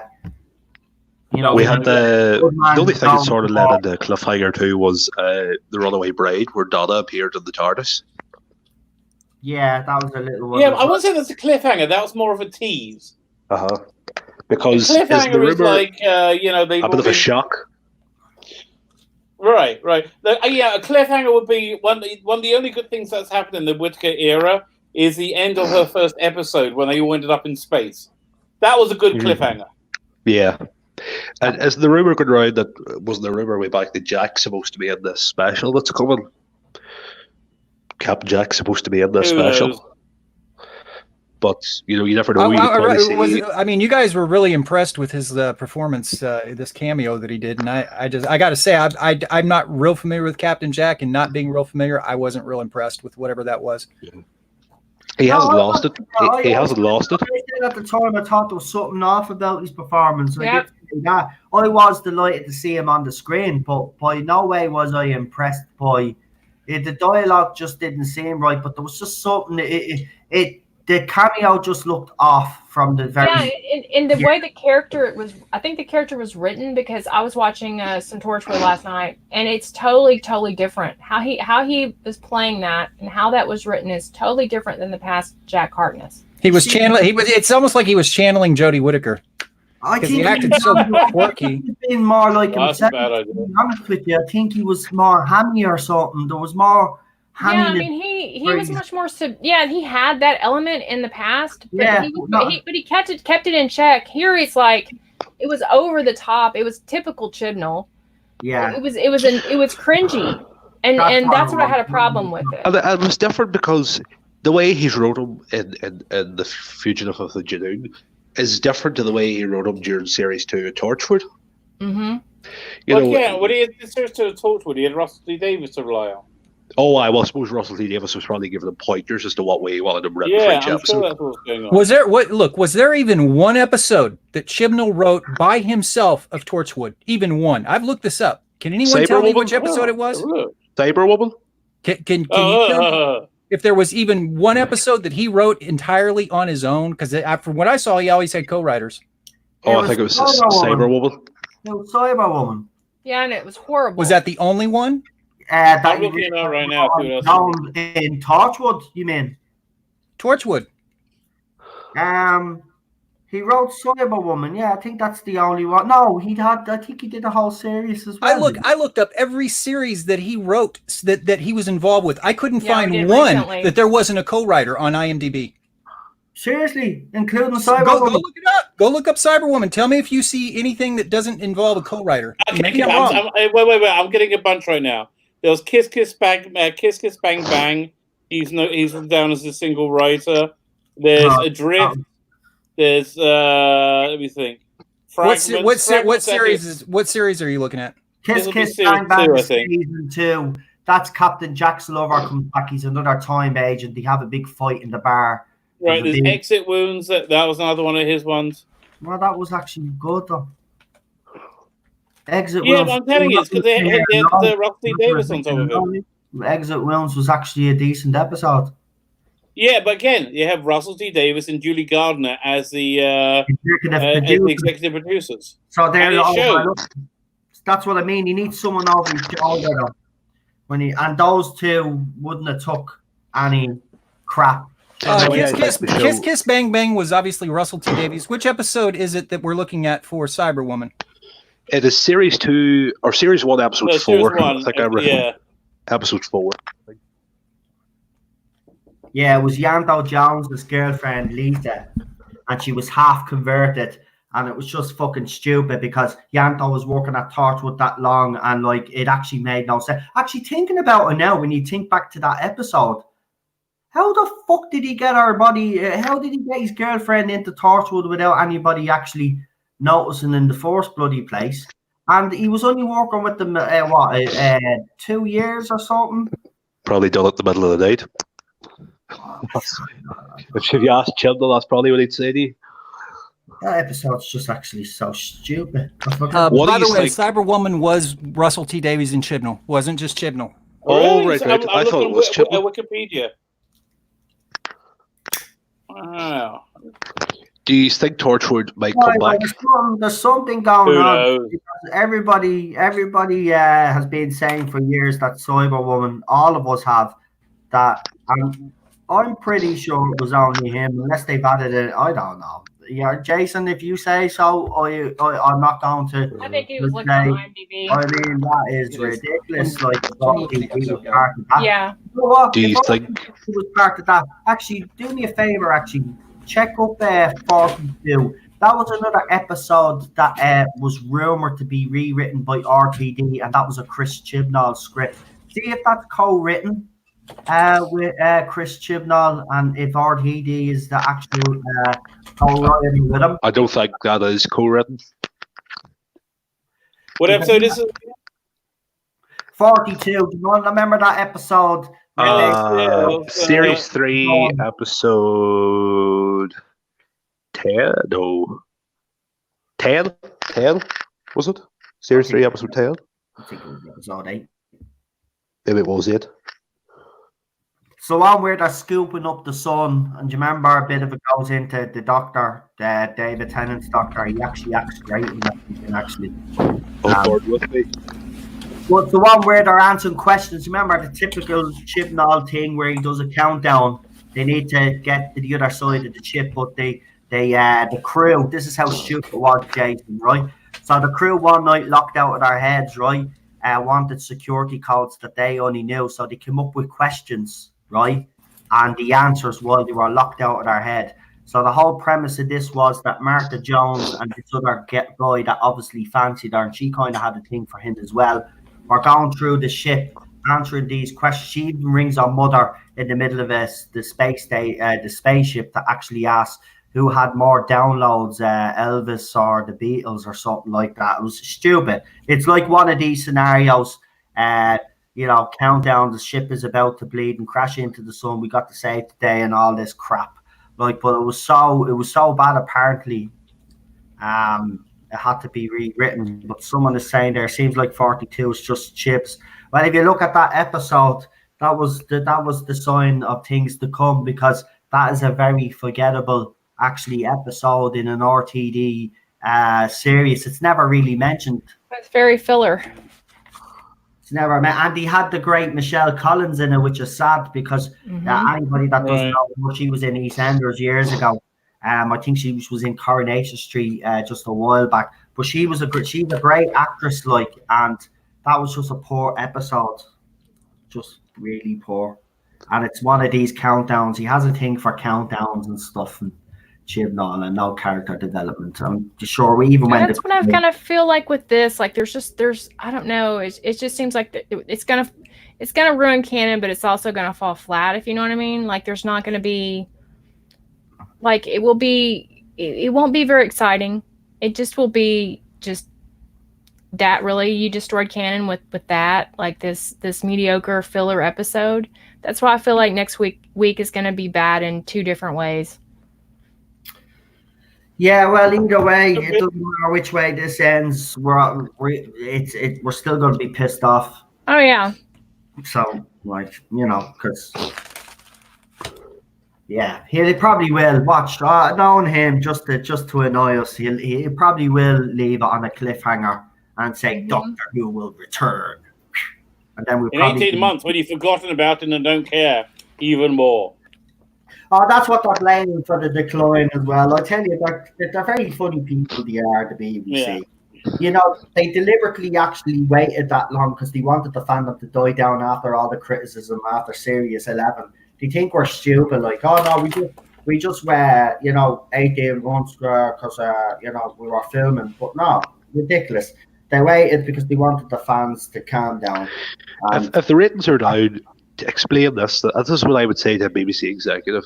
If the ratings are down and people are watching more and more stuff online, how come Call the Midwife is getting 7.5, 8 million viewers a night? How come Bodyguard, the series that came out in 2018 before Series 11 aired in August, was getting like 17 million viewers? I don't know if that was consolidated or overnights, but it was the biggest show of the year. Because The Bodyguard was actually a well-written show. Yeah, it was good. That's why. And that's all Doctor Who needs, though. It just needs someone that understands the show, that is a good writer. You cast the right doctor, as I said, the right companion. And trust me, BBC can turn this around. Yes, they've upset a lot of fans. Yes, there is some fans that won't come back. And that's fair enough. But for me, as I said, Doctor Who, has all this history, and it wouldn't have survived as long as it did if it hadn't got a knack of coming back from the dead. This can come back from the dead, but BBC have to act now. They can't wait another series, because there won't be a fandom around left to watch it. There'll just be the J-bots, and there won't be enough of them to keep this show going. Because trust me, a lot of people after Series 12 will not come back for Series 13 if those two are still in charge. So they will lose more viewers. I mean, I'm sorry, you can say that the viewers don't. You've made a great point, Marty.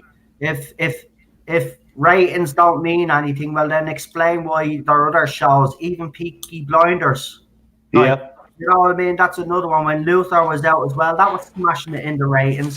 Don't be giving me this crap, right, that ratings mean. The writing is bad, and if the writing was much improved, the ratings would actually show it. It would show it, because people would be watching. Right. That's the point. Although, it's really weird. They kept screaming how important the ratings were when they had that highest season average ever. Yeah, and now they don't. Yeah, they kept like, oh no, ratings are all important. Oh yeah. All of a sudden, it doesn't look so good for them.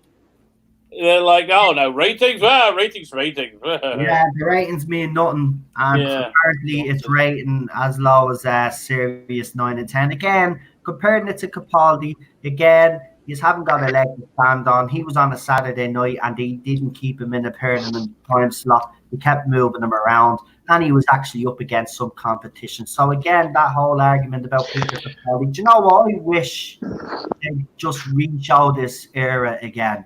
And I know it sounds mad. On a Saturday night and put it on Peter and do exactly what he did. They change it around, the times around. There's no reason why they can't put the show on at 6 o'clock on a Saturday evening. I don't see why. No, the kids be sitting down having their fish and chips or whatever, sitting down having their tea. Perfect time. Because the Sunday night slot is a much easier and prestigious slot. It's very, very protected. The BBC really wanted this to work, not because they wanted to have a successful show, but because it's so important to them that they wanted to prove that the whole world really has the same derangement syndrome and are going to be thrilled that the woman's playing the doctor and not care about the quality. I just want to say these here. I've checked Radio Times for next Saturday night. Right.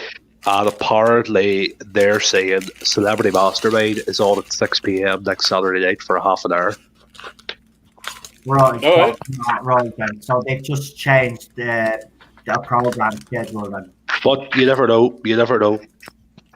It could be smoke and mirrors, but look, at this stage, as someone said, do we care now? I don't care. I don't care anymore. No, we don't. Chris is here with Chris Persia with a 5 Australian. Is that Australian dollars? Yeah. Oh no, Canadian. Sorry, Canadian. I better not call you Australian. Sorry, I just got here. So the Cybermen are now the Kalon, using detachable heads as drones. Chips continues to borrow from others. Oh, I forgot that, Chris. Right. Yeah. That's what he. Guess what? And there was another line he ripped off this week. Right. In the opening narration, he said he ripped off Game of Thrones. So they will say that is dead. Was it that which is dead can live again? It was a rip off of Game of Thrones. So they said that which is dead cannot die, and they just changed the end. Wow. He rips everything off. He's useless. We've got another $5 super chat from Mr. CCDV, and he says, no one need to come back for Series 14. These next 2 episodes will end Doctor Who. Well, we've watched one of them already, and there's different views on the panel. For me, I didn't think it was that great. Jason thought it was interesting the second half of the episode, if I'm correct in saying, yeah. Yeah, he had to take our son to his job, so he'll be back. No I did a message in the private chat. I'm sorry you didn't see it. Oh no, it's grand. See, it's not coming up because I have all these things flashing across the bleeding screen and all that. But but that it has bits in it that are good doesn't make it a good episode. No, that's what I mean, and I don't think us fans should be. That's what I'm saying, and I see a lot of fans saying, it was an improvement on last week, and then there's some fans saying it was worse than last week. Look, don't lower your standards, right, for this show. It's not good enough, and you all know it deep down. And even the YouTubers that actually praise this series, by looking at them when they're doing their review and you're looking at their faces, right, they'll actually point out some of the things that are wrong, but then they'll give it an 8 out of 10. What happened with this series is that the supporters of this series, like the cast and crew and all, have overhyped this series, right? Every episode has been overhyped. If you look at the way they vote, they're giving every episode nearly a 7 out of 10 or an 8 out of 10. Some have actually seen some that have given some 6 out of 10 and 5 out of 10. They've been honest enough, right? But the others, 8 out of 10, 9 out of 10, 10 out of 10. And I'm like, you think that these episodes are 10 out of 10? A 10 out of 10 episode is an episode like Heaven Sent. A 10 out of 10 episode or story is Genesis of the Daleks, right? They're 10 out of 10. All right? So don't be giving any of these episodes a 10 out of 10 because they don't even reach the standard of those 2 episodes alone. Mm-hmm. Yeah. Here, guys, I think I'm gonna head off here now. No problem. Okay. Thanks for nice joining you again, man. No bother. I used to. Nice chatting these two. Yeah, well, we talk to you all the time on Facebook. It's great that you're actually joining the panels now. We'll get on a lot more, mate. And I do. I want to get on a lot more often now. No problem. I want to get on. It was good chatting these. And sure, I'll just have to go. Have to go now at the minute. I'm busy doing something, but work, school, or college work for tomorrow. So I'll still have the chat on in the background. I'll be listening to these. Not a problem. All right. Have a good one. Good luck. Night. Good luck. I'll chat to you later. Night. Bye. Night. Tell you what, no. Do you want to announce? Should we announce who won the Green Death? Oh, it's competition time. Yes. So the Green Death. So obviously he's had the hashtag maggot. And then before we announce it, next week's giveaway for the season finale, to get that bad taste out of our mouth, will be the complete season 3, the Martha Jones season. Yeah, I have that. Yeah. So, listen, for anybody out there that hasn't really watched Series 3, I would advise you to enter this competition more because it's a very underrated series. I have to be honest with you. Oh, I love that series. It's great. And Martha Jones, for me personally, is up there as one of the best companions. I'm sorry, she gets a lot of stick, and I don't know why. I mean, she came right after Rose. That's why, I also think how they wrote her, like it was a disservice to her, making her Mooney over the Doctor, and I think that was a disservice to her. But other than that, I think she's a great companion. Yeah, but then when she got engaged to your Macmillan fella or the Doctor fella, when that romance thing stopped, Martha was brilliant. I just love I loved the fact that she told them off. And she's brilliant in Torchwood, by the way, as well. She makes an appearance in Torchwood. Oh, oops, spoilers, but doesn't matter. There you go. If you haven't, I don't really care. You should have watched it. But anyway, she's okay. So the winner for the Green Death is, hang on, I picked him out earlier. Is Thomas Engel. Thomas Engel, are you in the chat? Congratulations. He was in here a few minutes ago. I seen his name. Thomas, if you're still in the chat, please make yourself known to the rabbi and do us a favor. Send them your personal details, not obviously here, Yeah, he'll get you get in contact with him there. How can you get in contact with you? Actually, we got here. I'll put my channel in the chat. Or if you go to any of my videos, I have contact information in all my videos. So what's the hashtag for this week? Oh, hashtag. What should we do? What was the first episode? Yeah, the Jadu. What episodes are in here? Let's have a quick look. The first episode was Smith and Jones. What's everybody's favorite episode from this one? For me. Oh, Family of Blood's in it. Yeah, that's the one with Family of Blood. So maybe Bob Watch, maybe. Someone said vote Saxon. Actually, that's the serious word. That's a good one. Use that tag. Tag vote Saxon. Yeah, let's do that. Hashtag vote Saxon. There you go. So Thomas, you have won. He's gonna leave his video, or one of the moderators could leave his video. All right, there he is. I see you in the chat. Hey, Thomas, congratulations. This was a popular one. A ton of people entered this one. So fair play to you. You've won yourself a nice DVD there. The green, what was it? The Green Death, wasn't it? Green Death Special Edition. 2 discs, fantastic extras. They got these great spoof stuff with Mark Gatiss. What was it? I'm trying to think. Oh, they got Russell T Davis does a commentary with Katie Manning. That's fantastic on episode 6. What else they got? They got tons of stuff on this. Anyway, enjoy. Thomas, be in touch. I will hopefully get it in the mail soon. Tell me something. The winner from 2 weeks ago, you had a problem getting in touch with them. Oh, it was a while ago now. Yeah, what was it? Yeah. I'll see who it was. You said if Name is entity. Yeah, if they didn't get in touch by this week, though, you were going to redo it. Oh, right. So, a week. Yeah. You know, I'll tell you what. I'll whoever enters this one for season 3, I'll just pick out the second name will win the specials on Blu-ray. Right. So the 2 prizes prizes for next week. Because in fairness, though, it has been nearly 2.5 weeks now. Oh, it's been more than that. It's been about 4 weeks. I've seen them in the chat since. So, yeah. And I contacted him a bunch of times, but what can you do? Yeah. Well, fair enough. If you've tried to contact them as well, then that's just the way. Right. So unless he gets in contact with me this week, then next week we're giving away 2 prizes. Sunday before next Sunday. If you get in contact with the rabbi before next Sunday, then obviously the DVD or whatever, the Blu-ray. It's Blu-ray, isn't it? It's a season 3's DVD. The specials are Blu-ray.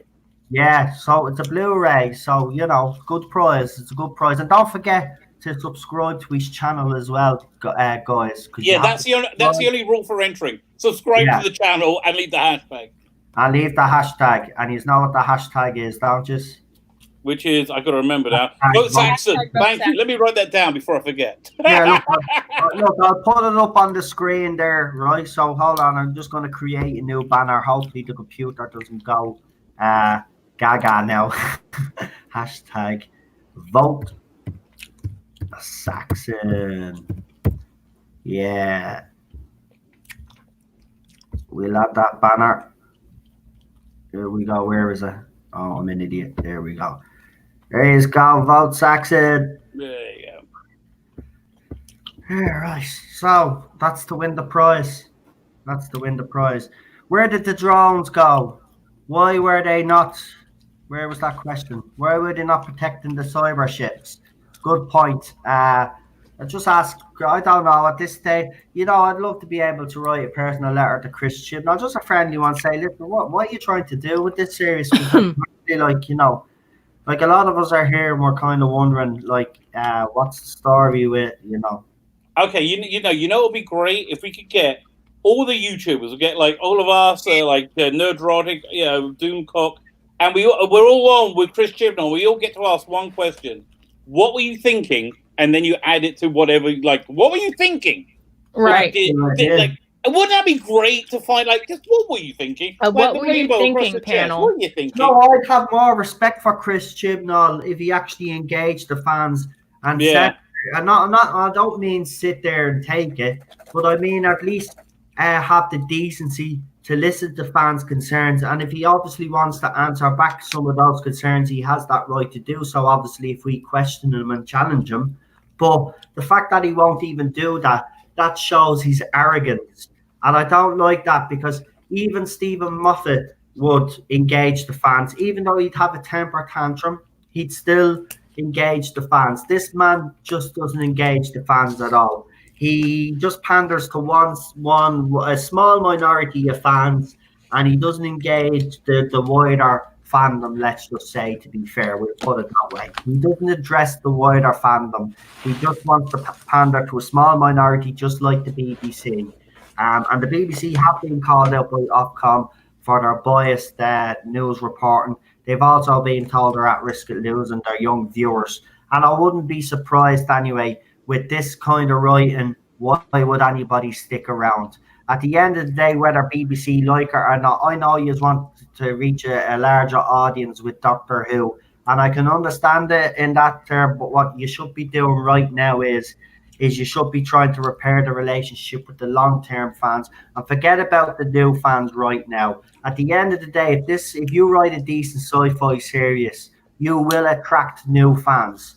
You will attract new fans, right? RTV did it.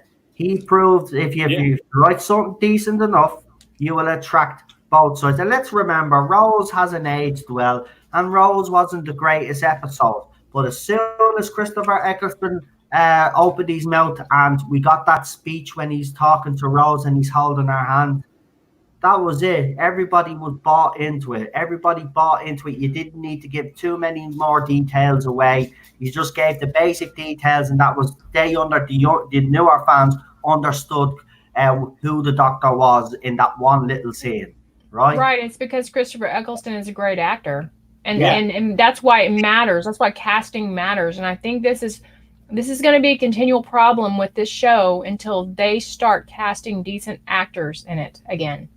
If you don't do that, it doesn't matter what great script you have. It's going to fall flat. It really will. And she is just every week just grating. Not as bad this week, but in the scene she is in for the majority, it's very hard to watch. It really is. She's just not believable. I'm still looking for the Doctor. I'm still looking for the Doctor to land in the TARDIS, the real Doctor, and come out and solve the issues, because every scene she's in, it's like she seems like she fails at solving the issue, and that's the problem. That's why I don't believe she's the Doctor, because she is look, I understand the Doctor's flawed, but she has so many flaws. It's hard for people to believe that she's the Doctor because she has so many. I think having flaws in a character is great, but she has so many. Yeah, this Doctor, but that's, again, goes down to the way she's being written as well. Right, exactly. It doesn't really help. And but she does need doesn't she, Blue Bonnet? She does need a showrunner that can actually. Do you know what Mega Geek is, right? She is directed badly, but true. The problem is though, I just don't think she's that good enough. Now I know he would argue the point, and I know. And I just want to actually congratulate him. Actually, the reason why I actually bring him up is because Rebecca Gold actually won. Congratulations! Yes, congratulations, Mega Geek. We'll have to bring him on actually, maybe during the week, and talk about his little triumph. So I have to say congratulations to everybody involved with Rebecca Gold. Well deserved.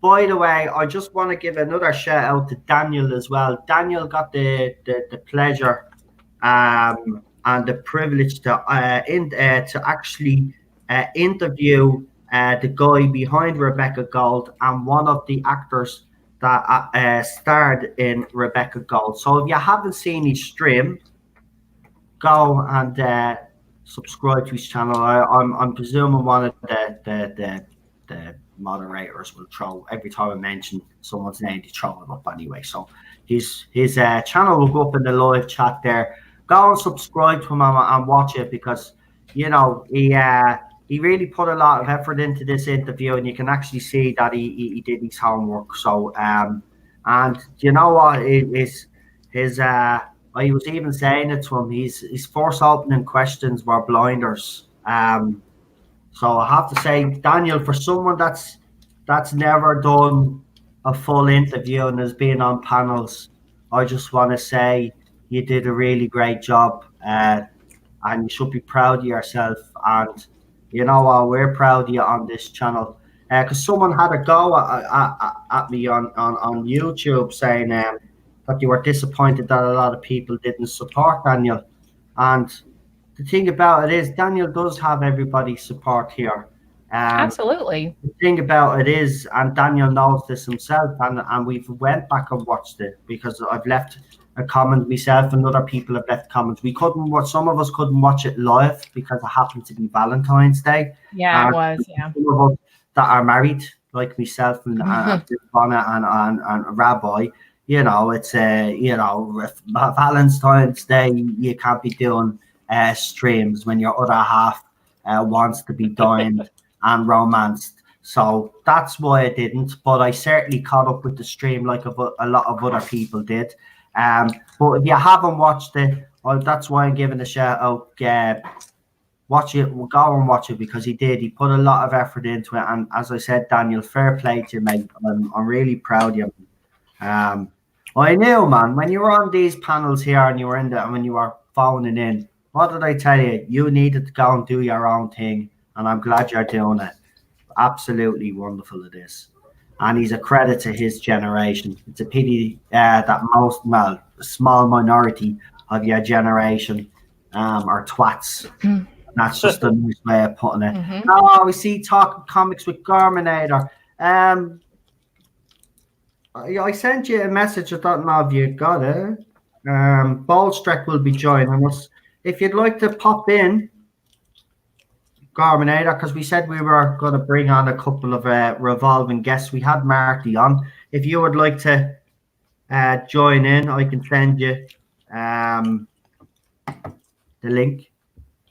I'll tell you what, I'll send you the link now, and if you can join. You'll probably text me and tell me, and either way anyway.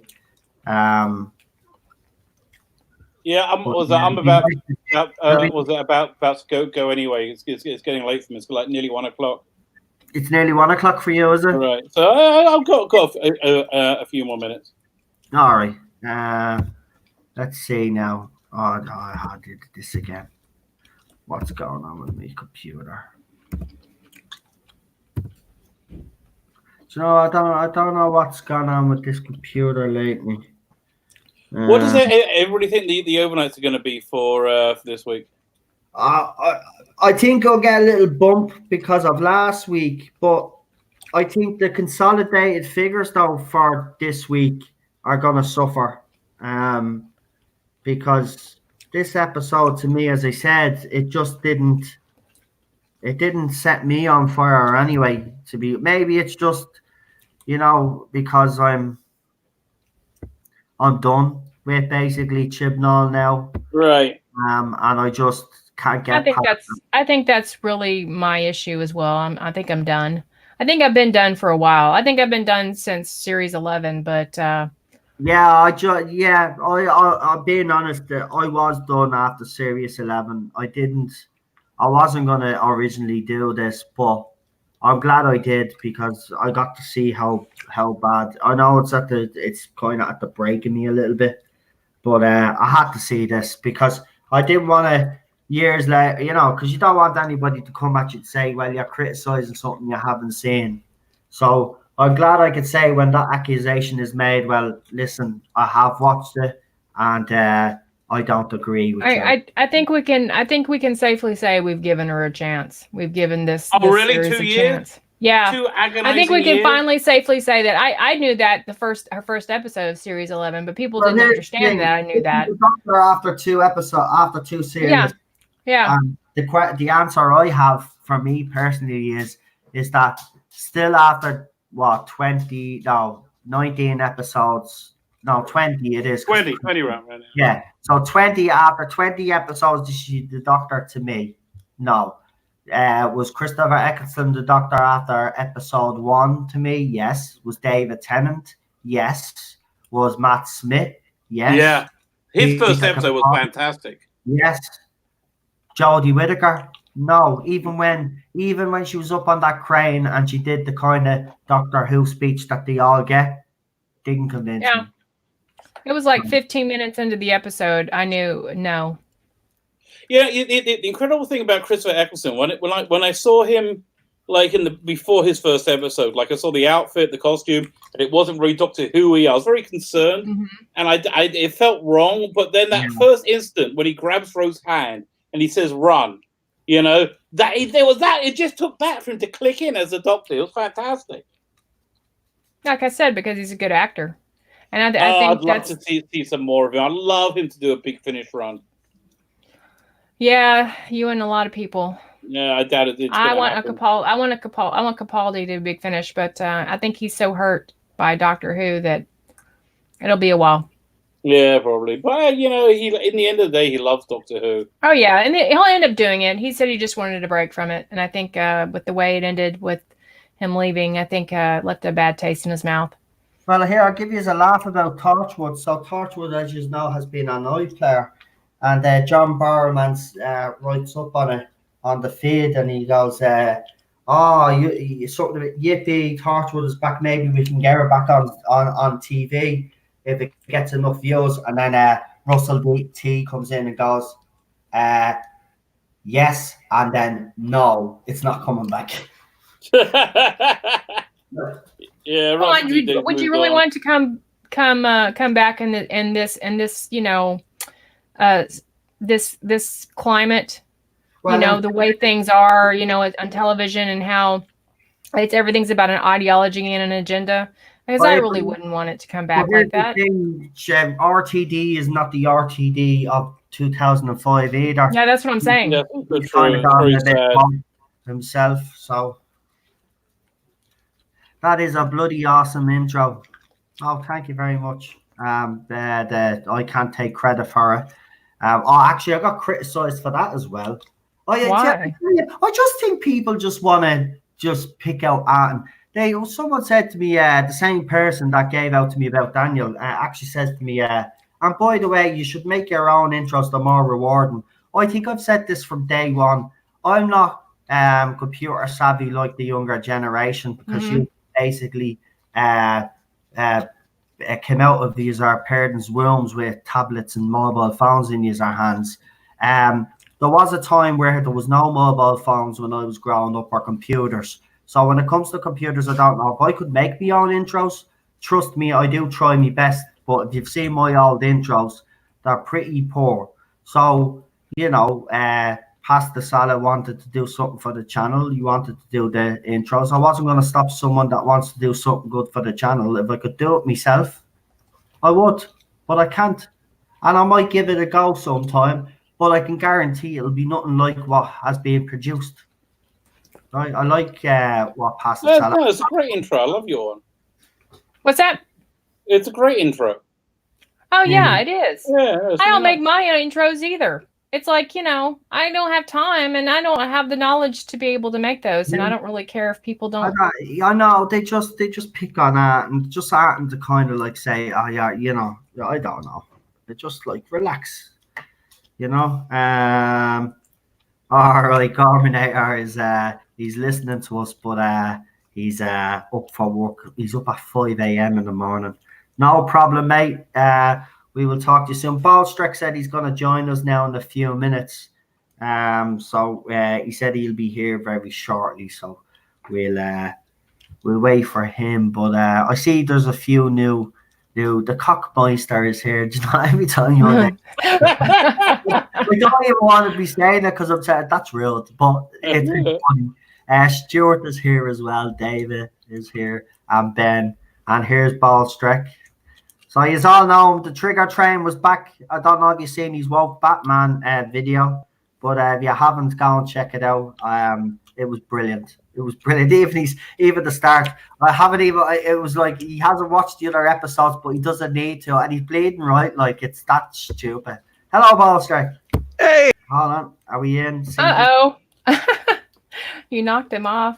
Oh no! You hear? You hear? Mm-mm. He's gone. He's gone. Oh, hold on, right. Okay. Hi. Right. I was here for a second and then I got booted. Thanks, Noel.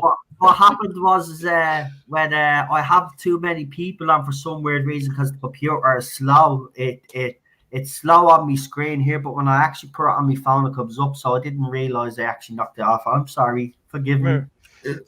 I'm getting. Yeah, I don't forgive you, Noel. No. I'm offended. I'm very offended. I'm gonna have to leave now for my safe space. Are you more offended by Noel or by Doctor Who? I don't know. That's a tough question. Well, I don't know. Doctor Who, it was awesome this week. Like, honestly, guys, I am completely turned around on this show. God damn it, Chibs, you hit one out of the park. It was brilliant. The effects were just they were mind-blowing. The cyberheads, the script writing. You know, I like the fact that he kept the whole thing ambiguous because they're not supposed to know what's going on. And the call the midwife stuff, that was clever because it's doubling Doctor Who in the ratings. Right. And it's I don't know, guys. My faith is restored. So yeah, I do have to leave this Doctor Who community now because I've seen the light. And I'm really looking forward to how everything changes next week. That's just going to be mind-blowing. So to everybody here who doesn't like this show, well, you evil, racist, sexist, triggering bastards, I'm going to have to block you all now. Are you now wearing a Jodie Whittaker T-shirt? That's what I want to know. Oh yes, I've got. You got the Sonic too. I have the Sonic. I have the full outfit. Unfortunately, you won't be able to see it, but yes, I'm wearing the rainbow shirt. I got the suspenders. I've got the Hillary Clinton hair wig, and it's awesome. I'm doing the scrunch face as we speak. I'm like, you were right, BBC, and yeah, goddamn all you people that are talking down. We need to save the BBC. Save our BBC. Save the license fee. We need to pay for this quality entertainment. So that's all I have for today. So as always, everyone, thank you for watching. Have a good day, and I'll see you again. Never. Balls. My favorite part was there were 7 human beings left in the entire freaking universe, and she gets at least 3 of them killed. That's like 45% of the population of our species. She gets killed because she's just useless.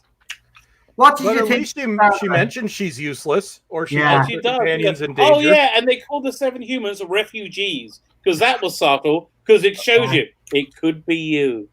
Oh, it could. Oh, that was so subtle. I couldn't pick up on that. Like all the refugees from Doctor Who fandom. Well, next week it's the sinking of the Titanic is going to be accelerated. No, don't associate this crap with the Titanic. Yeah. Titanic was, So really, okay, start from the beginning, right? When the episode started, we're in agreement on the panel that the intro. I mean that. You mean Call the Midwife? Yeah, well, it does get twice the rating, so I guess that makes sense. No, I'm talking about the space part. God! Oh yes. So see, this is Chibs' brilliance. Okay, so we have to show that this is deep and important. So let's have a cyberhead floating through space, and we'll just add some voice distortion and some reverb, and drop it a couple octaves because that's going to convince us. Let's have the eyeball turn into the crappy title sequence. That was beautiful. God damn it! This is possibly the most desperate thing I've ever seen. And considering the last few years of Doctor Who, that says a lot. So, in case you haven't guessed, I did not like the episode. Right, here, I may have been sarcastic. So I know it's weird. Well, here's the thing. I'm going to ask you a serious question now, serious answer. Where does this rate? And now this is only obviously part 1 of a serious finale. Where would this rate the first episode so far? So we're halfway through the story. Where does this rate so far as compared to the other works of genius we've had this season? I was going to say, where does this rate as one of the best cliffhanger, best bleeding serious finales? But I can't even say that. cliffhanger. Doctor Who is about to be destroyed in 1 week. The episode had the episode was nothing but a bunch of boom boom explosion effects, and they were carrying off better effects in series 1 15 years ago. This was a nothing episode. It was all over the place. It had what they thought were good effects, which were laughable.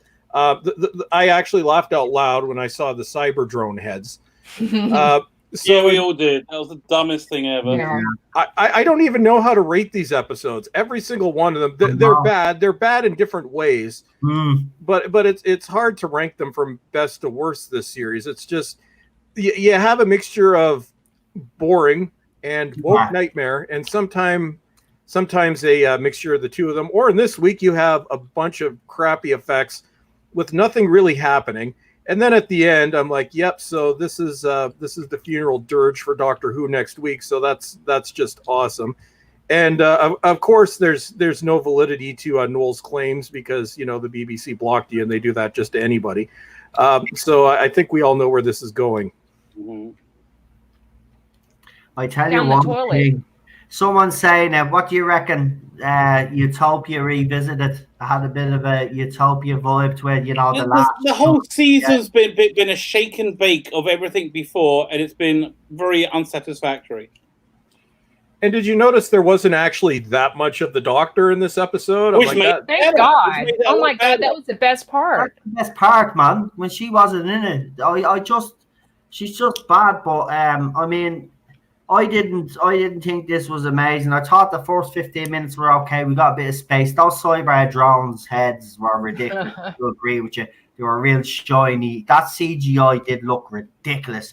I have to admit, I did like the floaty head, but I didn't like the title sequence bit. It going into the eye. Yeah, that was a bit ridiculous. But the first 15 at least they're trying to do something new with it. Actually, no. What? Sorry, I was going to say. Yeah, I realised about 3 or 4 years I realised something they ripped off this week.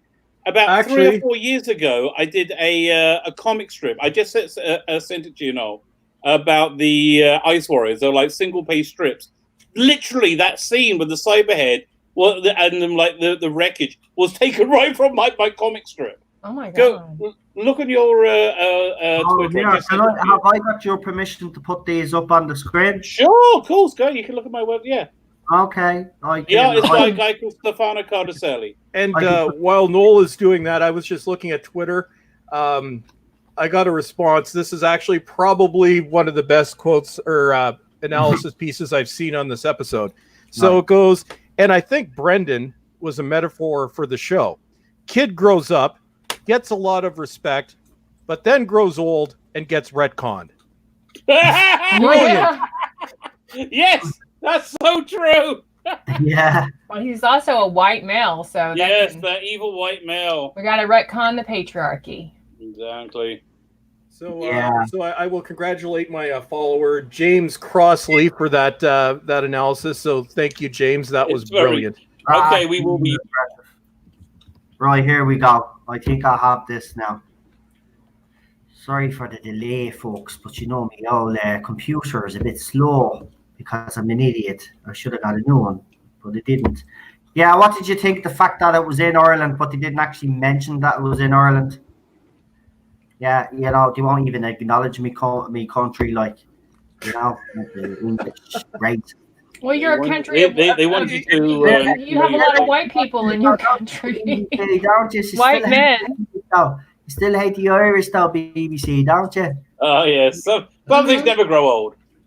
Well, you're still in the EU, so yeah, I guess that makes sense. There's some jealousy going on there. Right, so as you can see there on the screen, that's Rabbi's first comic strip. Hold on, I'll try to get rid of that chat for a second. As I said, this is just slow, so just let me know if it goes off there, guys, because this is fucking doing my head in. So, Rabbi, did you draw all this? No, that's by a guy called Stefano Cardicelli. I wrote it. I colored it for him. I did the lettering, but he did the art. Yeah, right. So take that off. But it's exactly that scene. You see the first 3 panels? Yep. Oh yeah. Let's see the cyber head. Although it's a little bit better because he's got a little bit of the entrails coming out of his neck. Chibnall ripped you off. Yeah, that's that. I feel like I'm the one Actually, with the Rabbi, when was this published? This was like 2015, I think. I can't remember. Holy shit! I think Chibs ripped you off, dude. Holy crap! He did. Hold on. There's another picture. This gets worse. Yeah. The other one is even more so. This gets worse for Chibnall. Then there's the second one there. No, you just showed that one. You showed the other one. No, I didn't. Did I? Yeah, that's the first panel. All right. I'm an idiot. No, you're an idiot. See, told you. See, and you just want me to make my own bloody intros. I can't even believe the screen. Here it is. Yeah, this is the one that seals his fate.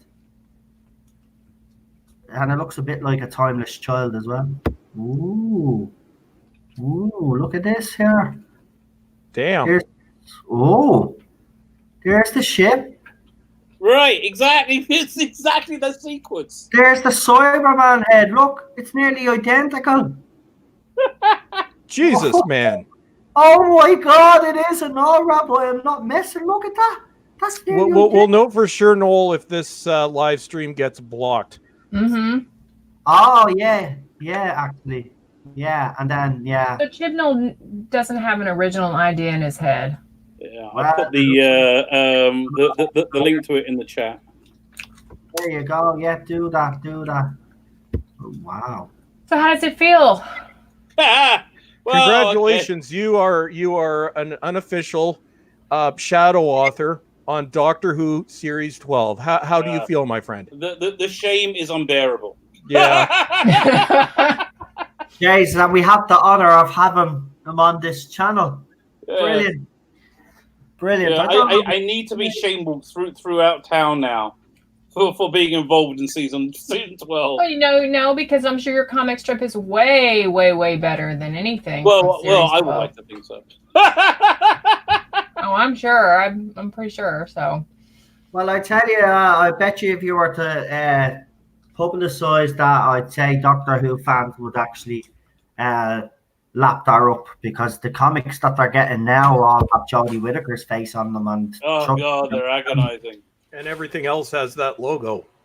Yeah. Although I did this really cool comic with it was Patrick Troughton's Doctor Who, James Bond, Emma Peel, the Black Slab from 2001, and a monkey in a spacesuit, all in one super group together. That was really fun. Artwork was fantastic. It's by this guy called Dominic Racho. Yeah, I'll put the link to that in the where is that? It's wow. The amount of people I have wanting to follow me tonight is unbelievable on Twitter. You're getting that too? Yeah, I'm getting a lot. I always get that right after I do one of your panels. I get a lot of people on Twitter. Yeah. Actually, there's 114 of you guys actually watching. Do us a favor and give that video a like. If you like what you're hearing on the panel. Obviously, if you don't, you know what to do, don't you? Hit that dislike. Okay, so I'm just disliking right now. Then no problem, because you've now sold out, my friend. Yeah, to be a Jodie shill now. Oh well, I feel great, man. I feel so empowered, and I fully embrace the fact that I am a piece of shit. So after this, I have to go. I have to go quit my job because I'm being oppressive and patriarchal, and then after this, I just have to go get myself run over by a truck for good measure, just to atone for my 41 years of patriarchy. You can't atone for it. You should actually never atone. You got to do a Picard run and apologize to the world. Okay, I will do a public apology now on Twitter, and then I must go delete my account after I make a 1 hour long apology video. Yeah. And I have to change my channel and Twitter name to Bull's Trek Was Wrong.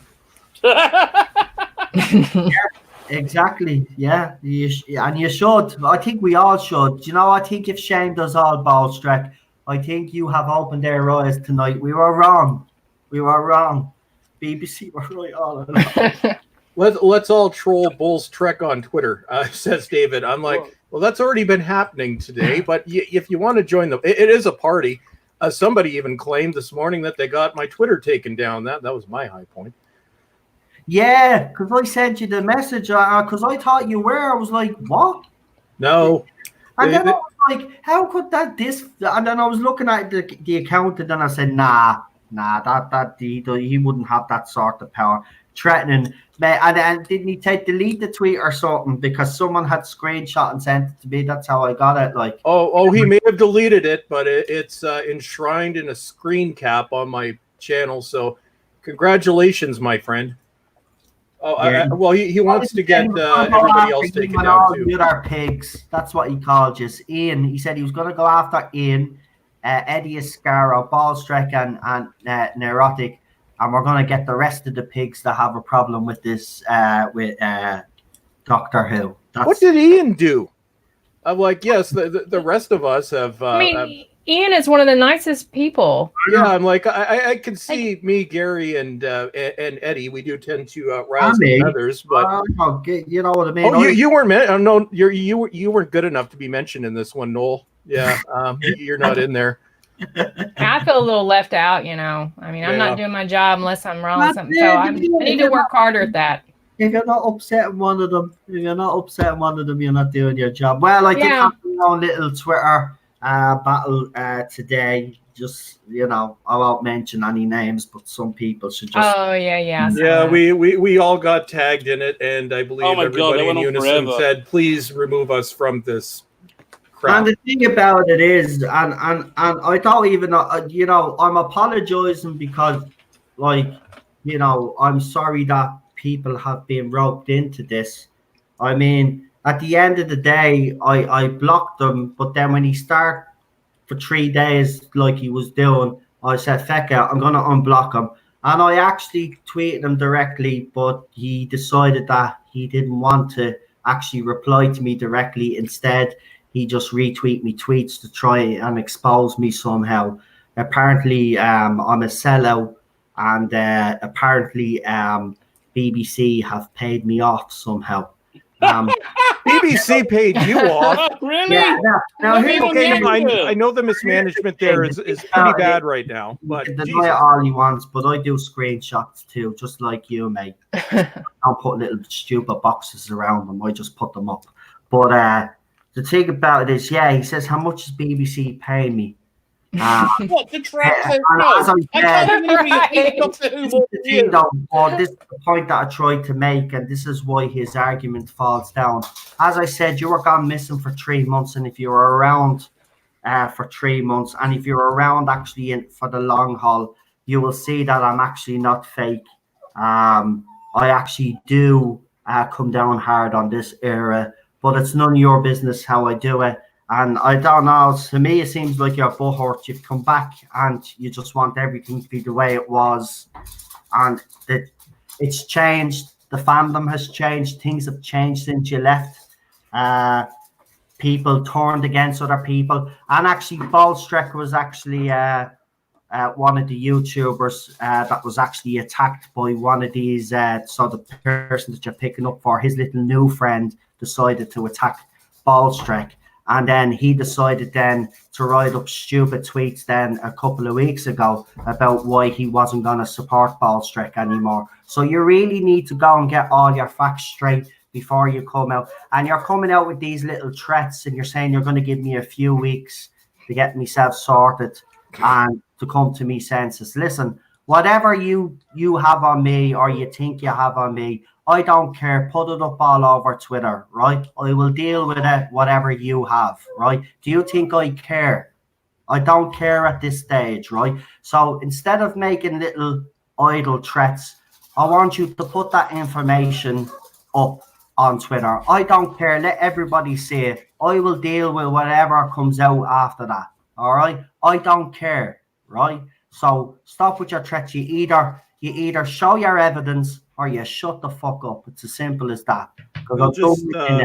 They'll discredit themselves. Remember what they tried doing to me a few weeks ago. It just made them look worse. Yeah, I know.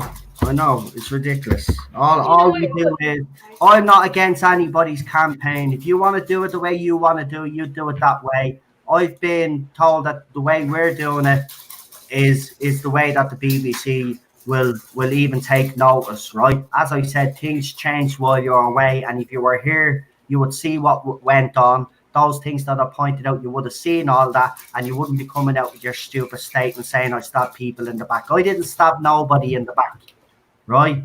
The people were using this channel, okay? And I was even talking to Baldstrick about at the time. I won't mention names, but I had my suspicions about a few people that were using this channel. I don't care. Do you know what I mean? At the end of the day, I don't mind promoting anybody on this channel. It's never been about, and then saying that I'm doing it for the glory. I'm not doing it for glory or clicks or anything like that. I've been the biggest voice in this fandom when it come to the direction of this show and the way this show has gone.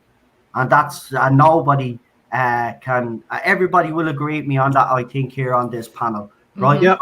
I'm up until 8 o'clock in the morning texting other YouTubers trying to garner support to get their subscribers to email the BBC. I do a lot behind the scenes as well, so don't ever call me fake and say I don't do anything, because I do a lot more than you, than putting little boxes around stuff and posting it up on Twitter thinking you're making a difference. I've done more in 2 weeks in this fandom than you've claimed to have done in a whole time that you've been in it.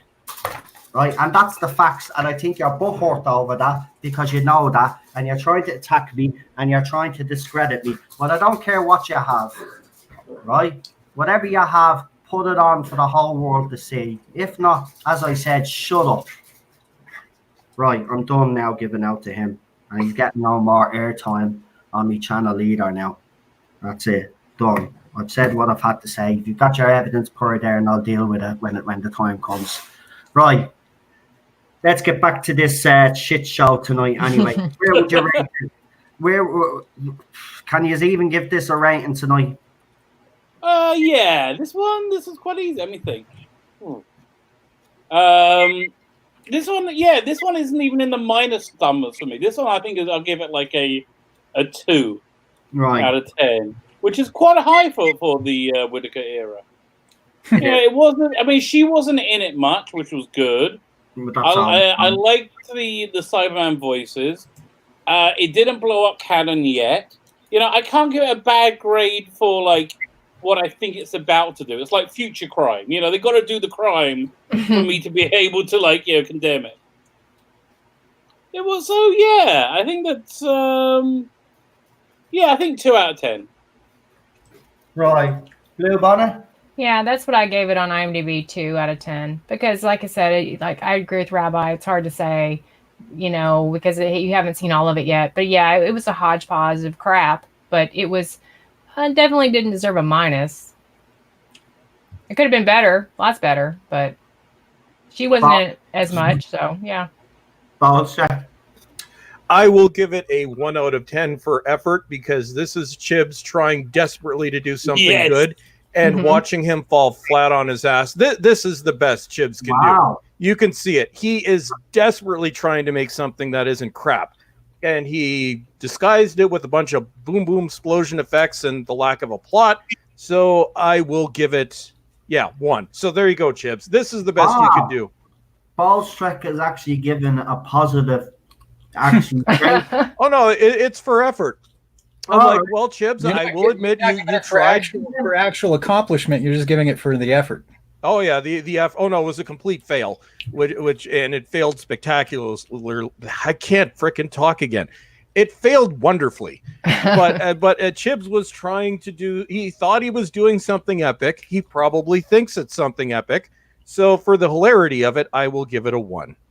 You're welcome, Chibs. Jason, I hear you're back. What would you give it this week, my friend? I mean, I understand why you guys are giving it such low scores. I understand.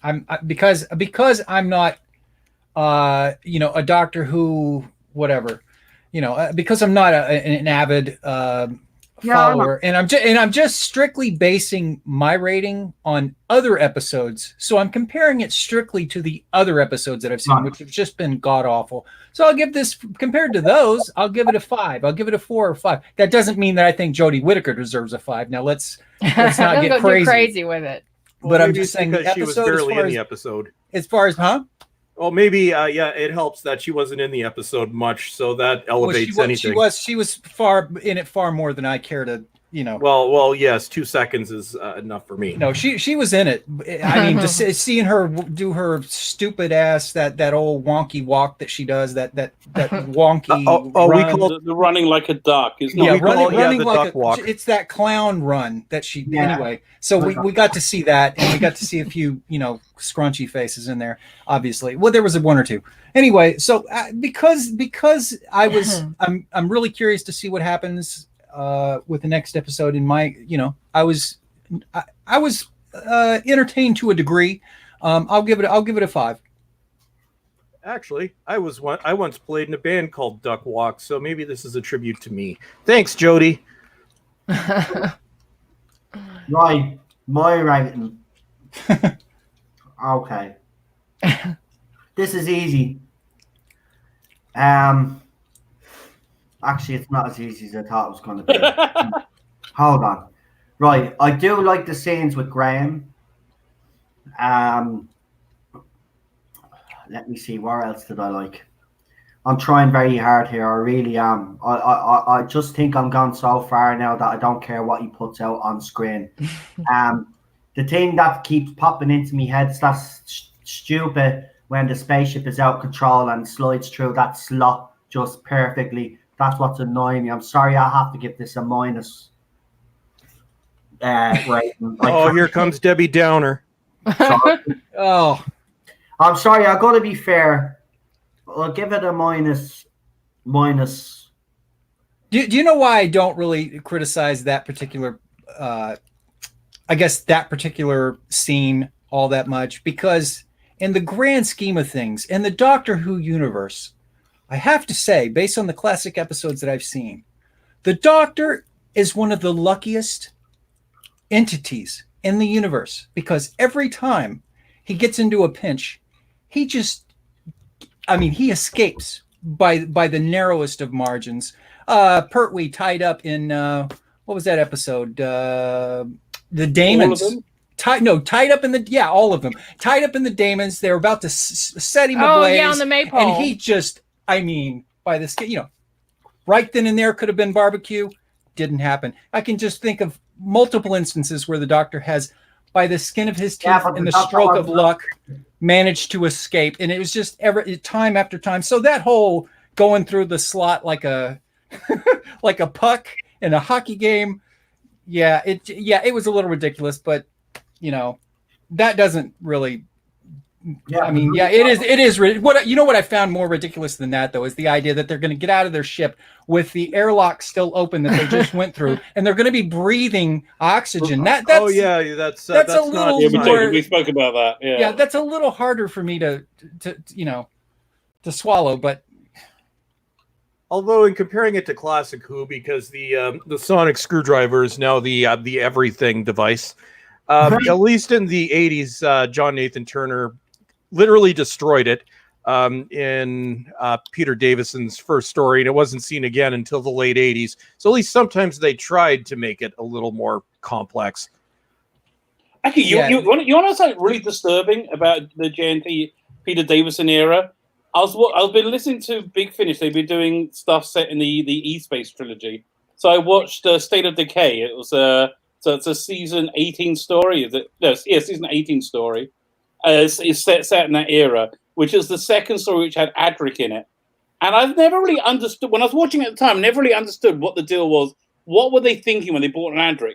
Now I've read this the biography of John Nathan Turner and know how, who he was. Adric was his masturbatory fantasy. It's so freaking clear when you watch the episode that this is what John Nathan Turner was really into. So that was really quite disturbing. That is disturbing. That is actually very disturbing. You could really see it. Now I'll think of that every time I watch that episode. Rabbi, thanks for that. Yeah, that's that's a classic, man. And now it's thanks. Sorry, it's very tainted. But when you see it, it's so obvious. It's like, oh my god. Well, yeah, it is obvious now. Oh crap! Everything is ruined today. I'm just gonna go to bed now. Well, okay. I'll tell you something more disturbing. I was talking to my son. He's like 21, and we're trying to work out what the most disturbing thing he could do was. And then he said, what if I came out as gay? I'm like, yeah, I think I could go with it. So then I came up with the solution. He comes out as gay, and he brings home his boyfriend, right? And he's just like me. You know how like daughters go to their father? Oh. Wouldn't that be weird? Yeah. A little uncomfortable. That would be really. Well, it did make me laugh. I don't. On that note, I have to go to bed. It's 1:35. No problem, boy. And we'll throw your channel up there as well. Listen, Thanks thanks for joining me, and of course, I will be joining you next week for obviously. Picard. Yeah. I feel so sorry for y'all for having to watch that. I'm glad. I'm so glad I'm not watching it. It's not. You're right. Yeah, it's not. Picard isn't as bad as it. It's like. Let me remind you of this. DJ.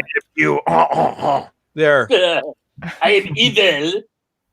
God, that was it. That was more entertaining than watching watching the best Jodie Whittaker performance I can think of. Yeah, it's true. That is true. # justice for Egypt. Too late, man. He's been too mutilated. Late. He's gone. Now 13 years ago in the timeline. Yeah, it's sad, and he died for nothing. Can I just ask real quick? This is off the topic, but just real quick.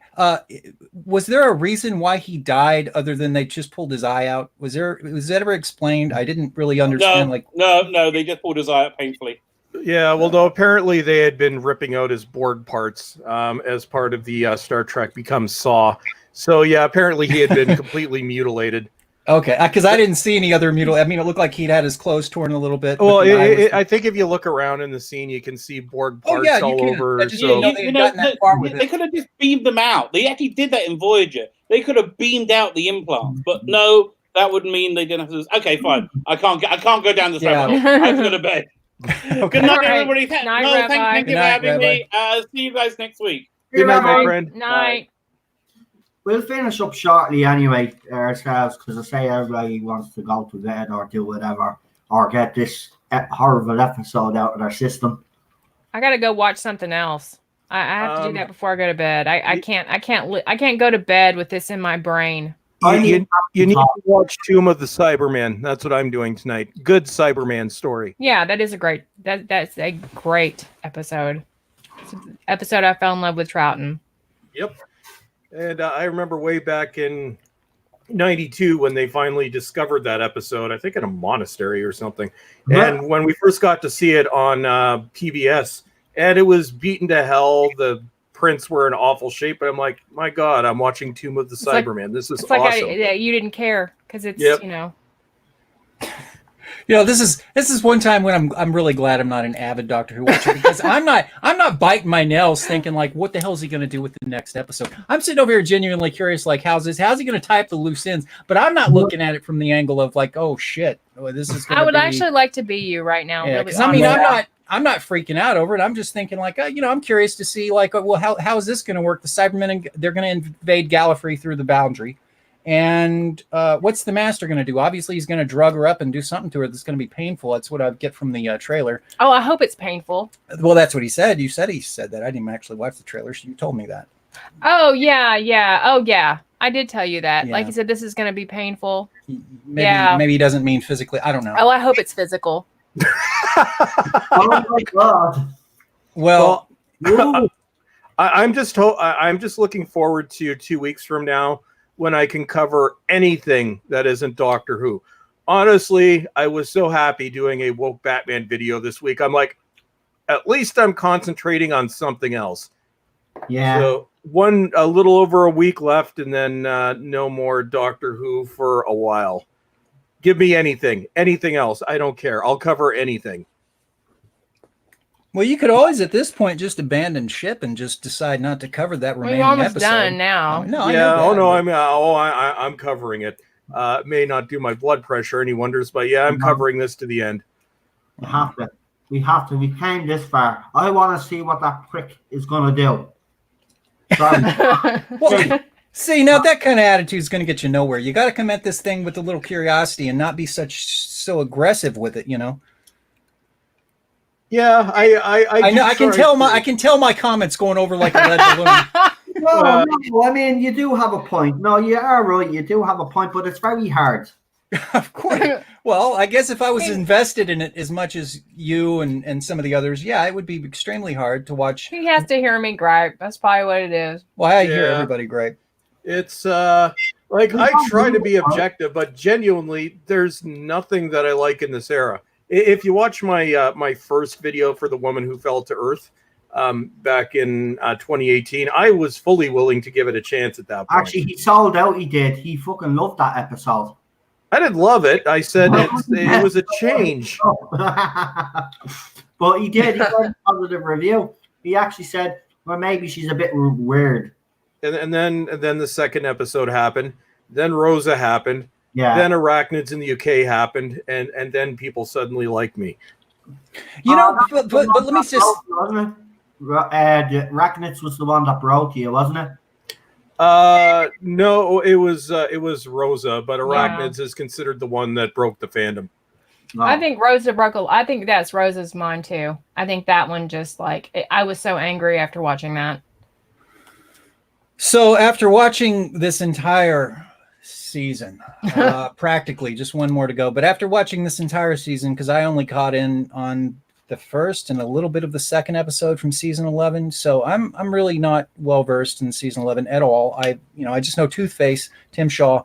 Other than that, I know very little about season 11. But watching this episode today, when you see, this is the difference here. I just totally kind of took the Doctor out of the equation. I even kind of took the companions out of the equation, and this is where my entertainment value for the episode comes in, because it seemed to be, I was looking more like, okay, this is a face-off between a Cyberman,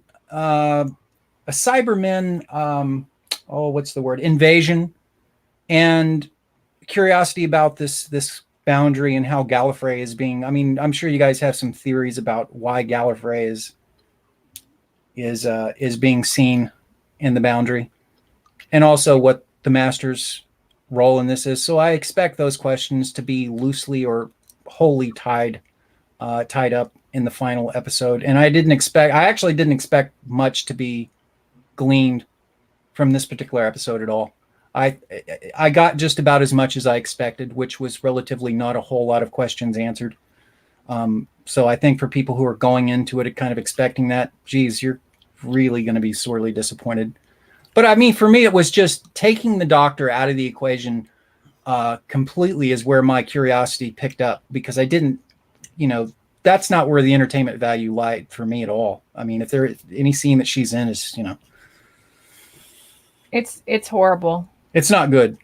No, it's I don't know. I find the production team, the Doctor, and most of the companions, the toxicity of these people completely draws a shadow over everything as well. Yeah. And I hate having to hate Doctor Who. Like, I love this show. Well, I should say I love it up to 2017. So it's not, none of us actually are here to want to hate the show. But what they've done is so far removed from what it was. And with the politics that they're including, I can only describe it as a hateful show. Yeah, but are you seeing this show as Doctor Who? That's the problem. I think you're seeing it, and Noel's seeing it, and a lot of people are seeing it as Don't look at it. It's not Doctor Who, people. That's the problem. This is not Doctor Who. We lost. Yeah, no, we lost our leader. That's okay. We'll talk in his. Yeah, he's been kicked out of his own channel. Well, yeah, I don't view this as Doctor Who as far as I'm concerned. Actual Doctor Who ended 3 years ago. What I view this as almost as a cruel parody of Doctor Who. It's I hate to use the word, but the offense of using the name of this show, the name of this character, in the way they are. I think that's what makes me angry. This isn't Doctor Who. It has even Peter Capaldi's last series, which was not very good. It doesn't even have anything even remotely resembling that. And you could say this with anything. All these franchises have been co-opted and destroyed. And I think it's the complete and obvious lack of respect for all the people over the decades that are the reason that this show exists, where we have largely been told, well, actually, no, from Whitaker's own mouth, we've been told we don't matter. So there's that as well. So it's not just what we're seeing on screen, but it's what's going on behind it as well. I mean, for me, it's look, I understand all that. For me, though, I've already taken the mindset that, look, I've seen enough episodes of Doctor Who to know this is not Doctor Who. And I think from your point of view, you're kind of disgusted at the fact that they're slandering the legacy of Doctor Who by using the name and linking it to this atrocity. Yeah. For me, I see this much the way I see Picard. It's not a Star Trek show. It's its own little thing that they're trying to make. And for the most part, this episode actually made me curious. And I was on its own merits, without the name attached, without the franchise attached to it. I was there were points where I was entertained, and now I'm curious to see how this is going to play out. It's one of the few episodes that I actually am very curious. Well, it's same thing with Picard. I have to distance myself because I know enough about Star Trek and I've watched enough episodes to know that's not Star Trek. Okay. I mean, but for whatever it is, it also is lacking for whatever the hell it is. So in that regard, I kind of see this show much the way I see Picard. They're trying to do their own thing, and whatever that is, I have to look at it and base my opinion on the show on its own merits, not linked to any kind of franchise, which unfortunately they are using the name, and unfortunately that is having an effect. They are having some it is dragging the legacy, it is watering the legacy of the show down, whether it's Doctor Who or not, because they do have the name attached. Unfortunately, it is tainting the legacy to an extent, and that is unfortunate. But I think with enough people bitching about it and taking the attitude that, look, we don't accept what you're offering as Doctor Who, and if that message gets through loud and clear, they will, I think, over the long term, if enough people shouted that at the top of their lungs and said, look, we just reject this from pillar to post. It's not Doctor Who. We don't accept it as Doctor Who. That's the bottom line. You have genetically modified the DNA of the show to the point that this is nothing resembling Doctor Who. You've created an entirely separate franchise and co-opted the name. If enough people scream that and got that message through to the BBC, I tend to think that would really rankle a few feathers, because they're counting on. I agree. They're really counting on using this as a platform. Mm-hmm. By the way, I'm just at the receiving something on Twitter. I'll throw it up in video form later on, but I'll read it out right now because it's concerning baby Brendan. So obviously you're seeing that photograph. This is of the same person. I don't know if they want me to give them credit.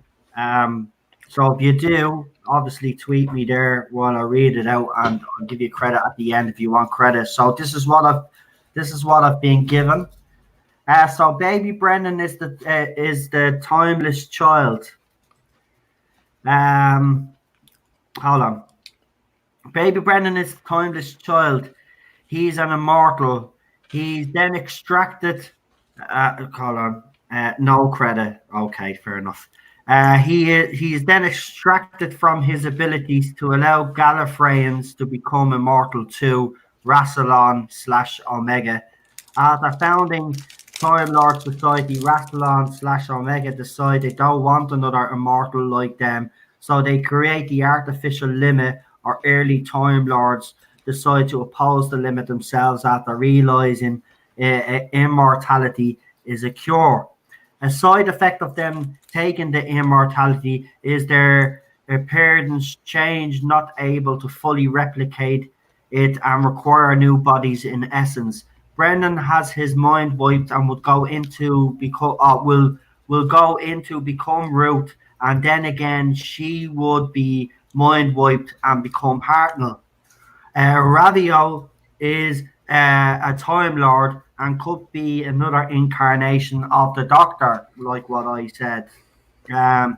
Kay Shamos is the guardian of Gallifrey and is the one who knows the truth before the Master discovers it. The episode called The Timeless Children, it's actually a play on them being multiple incarnations of the timeless child, and some will be in the episode, Brendan and Ruth at least. And since they are all part of the same life form who become our doctor, she is also in effect a timeless child. So that's what I've received. Now, as I said, I will put that up on video.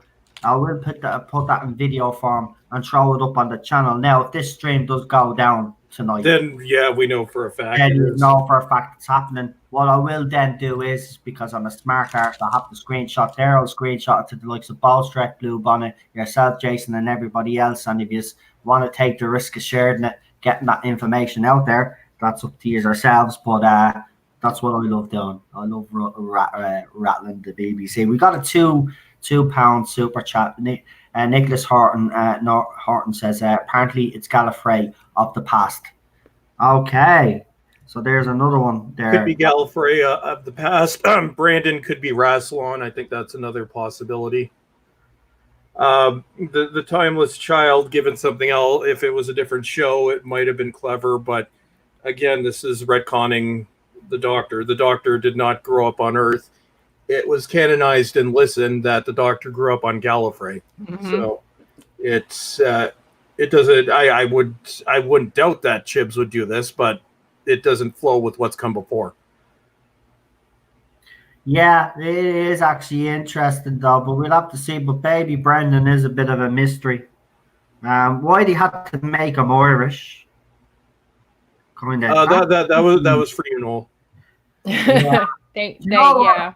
Do you know what? I wouldn't be. No, I'm not that big. If I was, I would. You know what? I would love if he actually did do that to piss me off, because you did piss me off.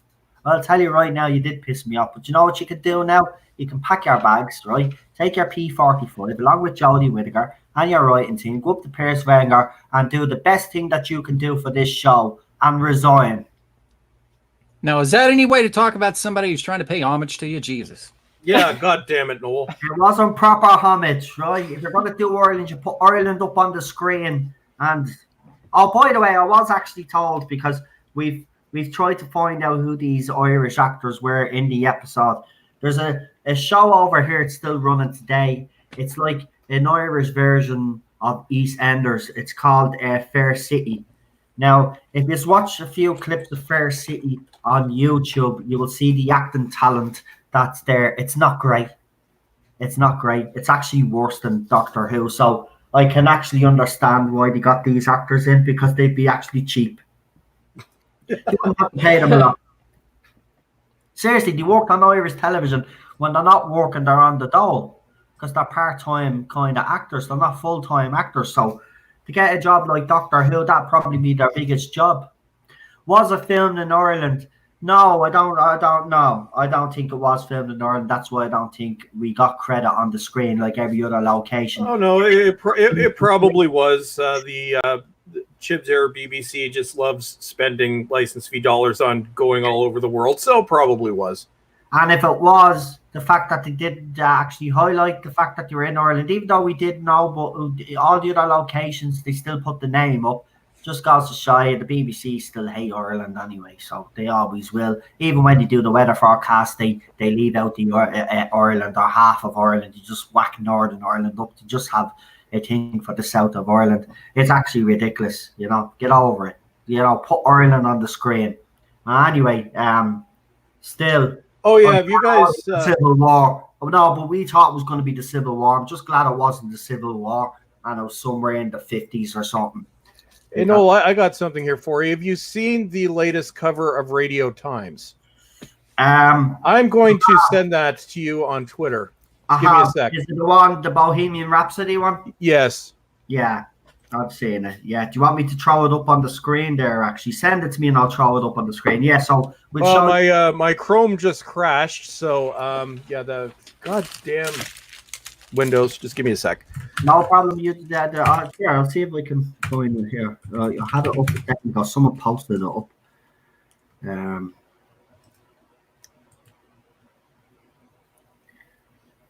Yeah. Apparently there was a mistake in tonight's episode as well. Oh, no, I'm just going to have to drop out for a minute. I will be back shortly. I'm just going to fix my computer. No problem. Apparently, while Ballstrek is gone, apparently Bradley Walsh fluffed the line tonight. And he was nearly going to call himself the Doctor. Apparently, now someone. Yeah, you know, I know, I kind of thought that, and I was like, was he gonna say he's the Doctor? Yeah, that's what people are saying, and someone has sent me a little clip of it. But again, I can't really play it now. But I will send it. Yeah, I thought that too. Like, I thought it sounded like he was gonna say, you know, his computer's just crashed. He'll be back in a minute. It sometimes happens. He stopped himself from saying it. Yeah. Yeah, he stopped himself from saying, yeah, exactly. So he stopped himself from actually saying, so so they left that in. So it just goes to show you, even the editing team are poor because even Bradley Walsh believes he's more the Doctor than you know, or maybe it was part of the original script and he got confused. Maybe the Grave was going to turn out to be a Hulk, and then they changed it. Because remember, Chris Chibnall did walk off. It's obvious. Chaos in Cardiff definitely happened because this, as I said, was thrown together like. I just don't know what to say anymore. I just don't know what next week is going to be all about. And the more I hear stuff, and you know what? Here's the thing: it's only Sunday now, right? Well, we're going into Monday morning now, right here. But it's only like Sunday, say. We've got another 6 more days now of speculation and rumors flying out now everywhere. Wait till you see it, and then hopefully. Do you know what? Someone said something interesting. Would you two guys agree that some of this stuff that's being leaked has been deliberately leaked by the BBC to garner some hype for this? Yeah, I wouldn't doubt it. I think they do things like that all the time. Because I mean, I think with the whole Ruth Doctor, like I don't think we speculated, but I don't think we all saw that coming that it was going to be a Black Doctor. No, actually. That's a fair point, especially after Lenny Henry's comments. I wonder how he feels now, actually, after those comments. Well, he might have known about it. He might have been just like, yeah, like, okay, we want you to, like, you know, I don't know. Who knows? I mean, half the time when people give interviews for the BBC or anything like that, half the time I believe they're getting paid off. They're not even sincere. I mean, it's hard to say, but I do think the BBC leaks stuff all the time. I think they leaked that original scene that they griped about last year about Series 11. I think they're the ones that leaked that. Eddie Escarbo put something up 24 seconds ago on Twitter. When you hear this, right? So someone pointed out 2 pretty relevant things about Doctor Who tonight. Brendan comes from Ireland. Doesn't Gallifrey get mistaken as an Irish town occasionally? And the Monolith, the Doctor and the Master are seen in the trailer. Looks like the same in Jodie's reveal trailer. Oh, we need to get that reveal. Oh, I can't get the reveal. I can't put the reveal trailer up. So apparently what they're saying is that the mound that they're standing up on top is the same as where Jodie was revealed. And what, in this episode? You're talking about the mound that they're standing on? The mound in the next trailer. Oh. Actually, someone sent me a photograph. They said past the salad there he is. Yeah. So there's the mound there. Right, hold on. I'll share it, which is real quick. So apparently it's the same mound where her reveal is. It the poster you're talking about where she's standing there with the TARDIS? Is that the mound you're talking about? Are you talking about the actual? Oh, the one where they reveal where she had her outfit. Is that the one? Is that the photograph Is that the one you're talking about? Because I can put that up if that's the photograph you're talking about. I can't put up a video. But if it's the reveal video, she's walking through a forest and the TARDIS, if I remember. Yeah, that's the reveal. But I didn't think that had anything to do with any kind of plot.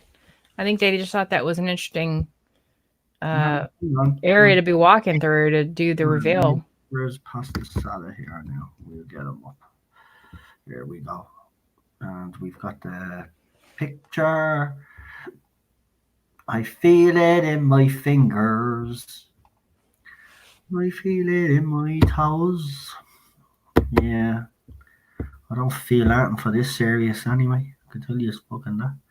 Right. Here we go. We'll screen share this. Be as wax and see what all the fuss is about. Right. So there's the two of them on the mound. If you can see it, I don't know if you can see it. Have I even shared it yet? Yeah. It's still moving. It's still thinking. There we go. Right. Oh. So is this the mound that you are all saying where the fourth photograph of Jodie Whittaker in her costume and the TARDIS is on it and it looks a bit brighter? Or are you talking about an actual reveal video? Because the reveal video, if I remember, she's walking through a forest. Yeah, the reveal, yeah. And that, I don't think that had anything to do with plot. I think that was just, they thought that was cool. I don't think it had anything to do with it. Yeah. That is interesting. That is an interesting image because does she look like she's prisoner there? I can't really see. Does she look like she's in handcuffs? No, she's standing there with her arm down there. No, it's where he's telling her basically this is going to be painful. Yeah, so something happens. Yeah, wonder what's under that mound. And she starts to close her eyes or something like that. I don't know what. Yeah, they're probably going to do some. Yeah, it's going to do some mind meld crap probably. She looks sedated.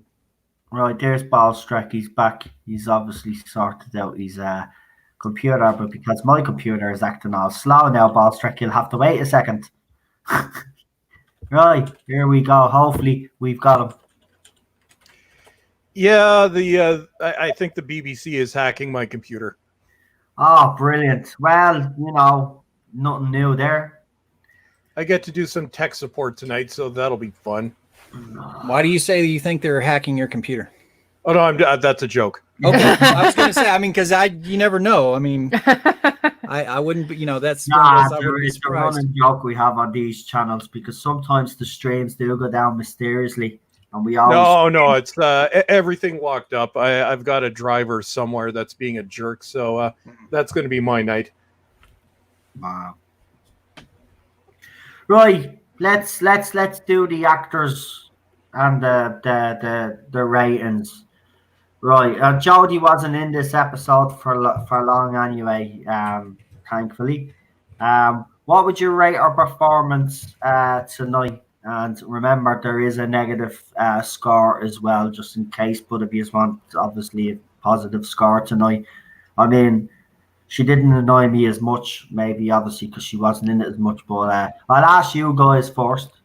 So, Blue Bonnet, what would you rate Jodie? Well, she wasn't in it very much. And there was one scene where she would kind of tell off the companions, and I thought that was decent. So I'll give her a -5. Okay, Jason.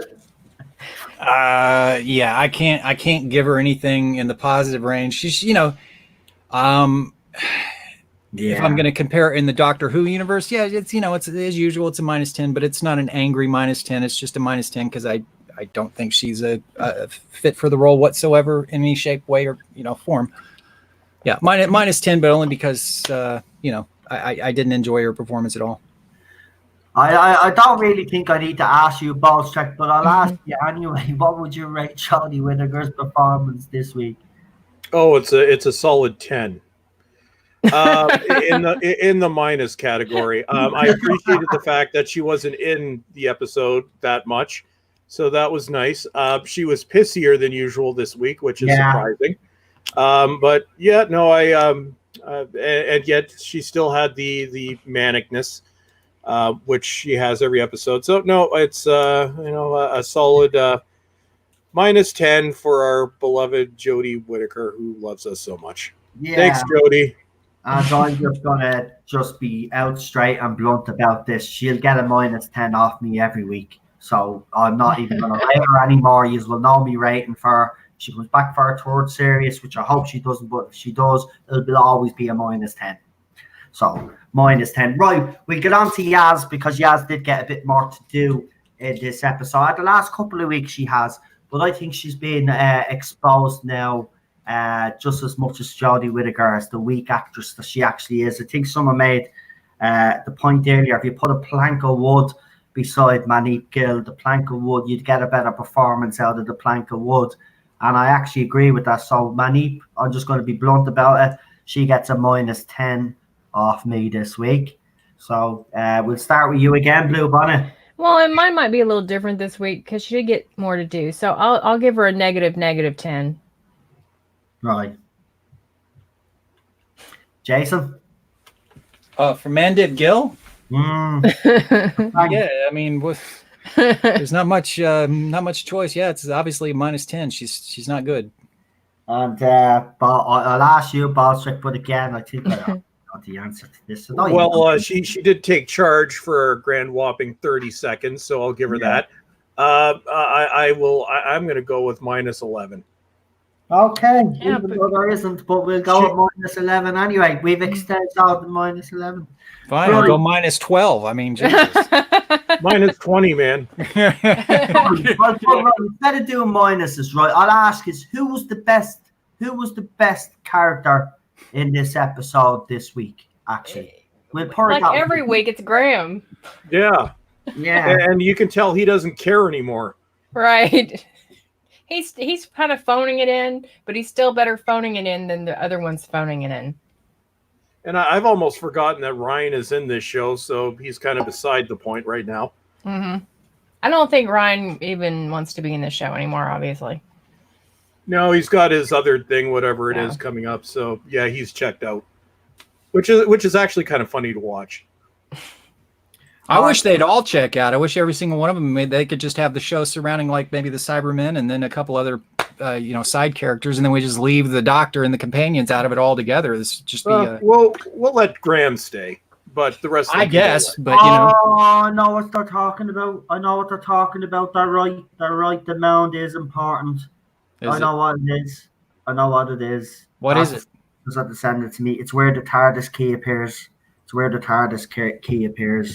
Oh. I'll try get it up if I can because it's a link.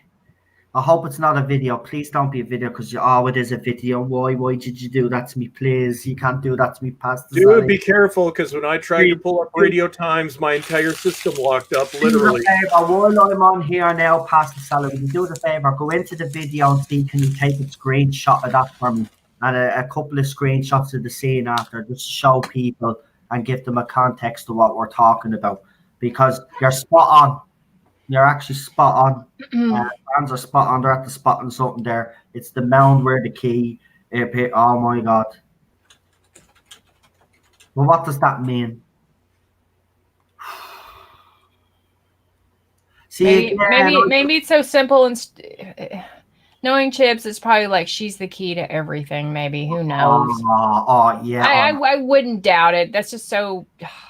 Well, this actually makes sense because it might be the Ray factor. The Doctor is now the question and answer to everything. Right. So I think Chips is about to turn the Doctor into a Mary Sue. Thanks, Chips. He already has. That is true. Dr. Perfect. Yeah, hold on. I'll try doing it myself. I'll turn the sound down. I'm taking a risk here, but I won't give a crap at this stage, to be honest with you. Probably they hate me anyway. Well, it's 3 hours into the live stream, I don't think. Right, so it's this mound. Right, so there it is, a bit of sunlight. I'm just looking.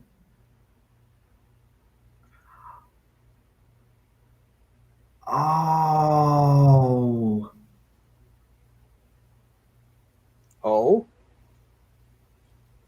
Right, it is the 13th Doctor reveal trailer, and it's at the very start of the trailer where you see the mound.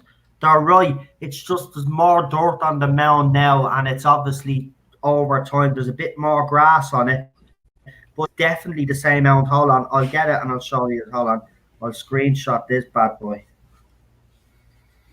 Right, I need to get a proper picture for you, so I can do a comparison then. Right, so there's the mound. So, go back 1 second, you stupid pig. Sorry, excuse me, language. Right, so I have that screenshot. So we'll go 2 seconds ahead, and then you will see the key on it. So it was Jordan the 13th Doctor reveal trailer. It's at the very start of the trailer where the key appears on the mound, and somehow Chibnall, if everybody thinks this is just a teaser, we could be all wrong, Blue Bonnet, you know that? And this what I'm saying.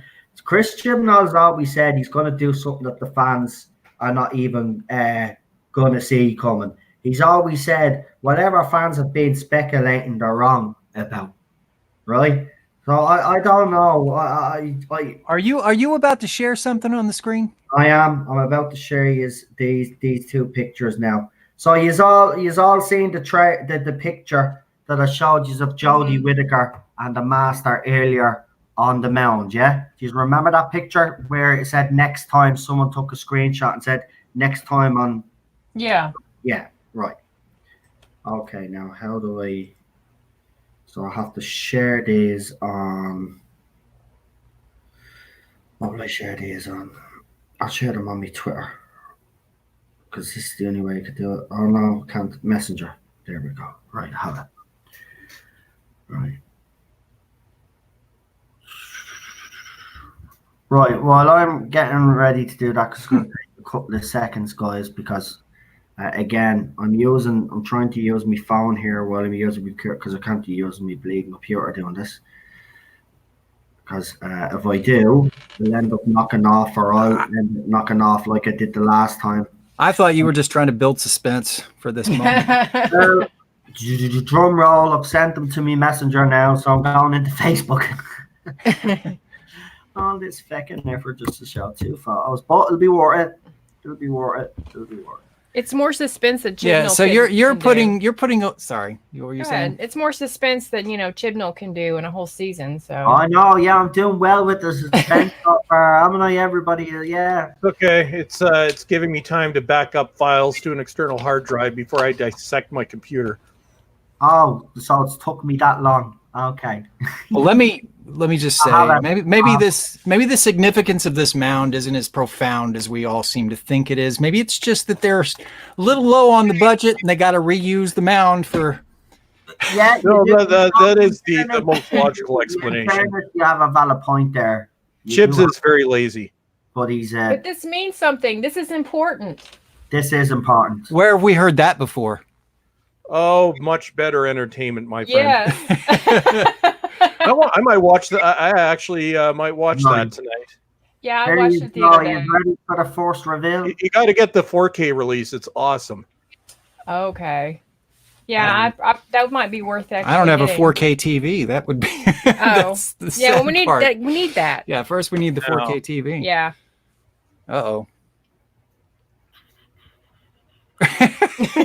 Okay, so we got a key. Yeah, we right. So that was the reveal. That was a happy day. Oh yeah, that was the reveal. That was the teaser. Hang on now. Okay, I remember now. I'm just showing you the top of the mount. Yeah. Right, because I'm going to show you now a wider shot of the whole lot. Yeah. That looks like it could be just about any mound anywhere. Well, in fairness, though, now, because I'm a bit shit at this, there is a better view of it overall, and it does. I'm being honest. It's just I'm crap at doing this.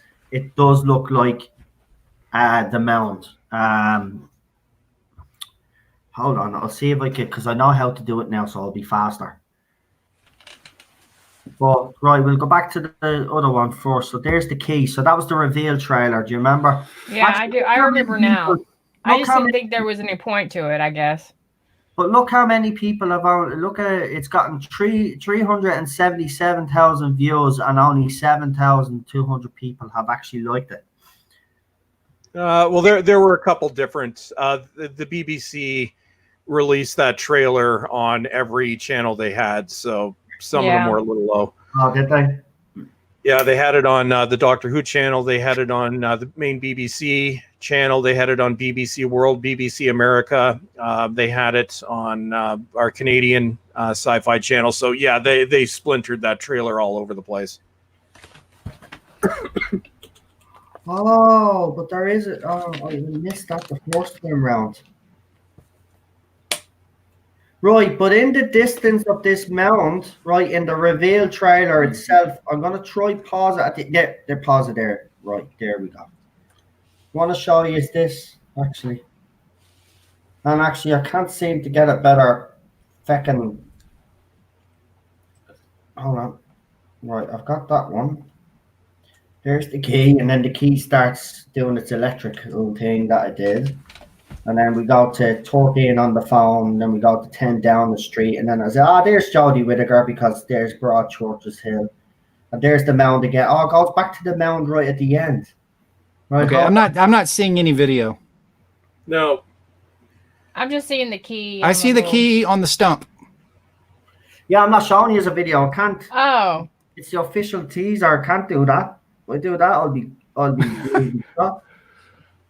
Well, just pause it and screen share. Right, here we go.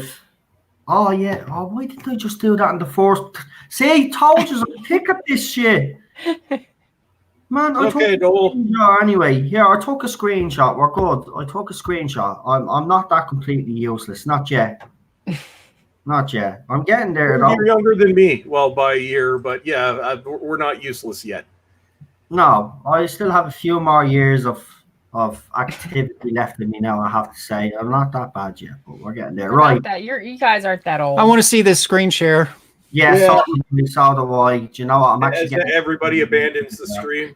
Right, hold on. Here it is. Right. So, at the end of this trailer, as you can see there, but you can see smoke in the background here. Unfortunately, it is the size of my thumb.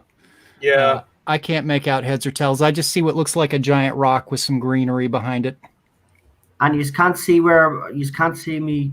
I see it's a web page. I see it looks like, what is it? Your phone, your mobile phone or something? And it's really small. It's really small. You can't make out much. Oh, hold on then. Hold on then. How do we fix this? Right, I got it. Finally. Right. If I don't get it this time, right, I'm signing myself into a retirement home. Right? And I'm going to let Cheryl take over the channel. Well, I have to say this, man. Okay, Boomer. Sorry, you had that coming. Right. I definitely have it this time. Promise. Definitely have it this time. We've heard that before. Actually, I don't. You're probably going to see me Facebook page now. Yeah, seeing Facebook. It's Noel's Facebook page. Oh, well, know all your secrets. Noel just stalks himself. So, J-Bot sketches are screenshots ready. I can't tell how many notices you got.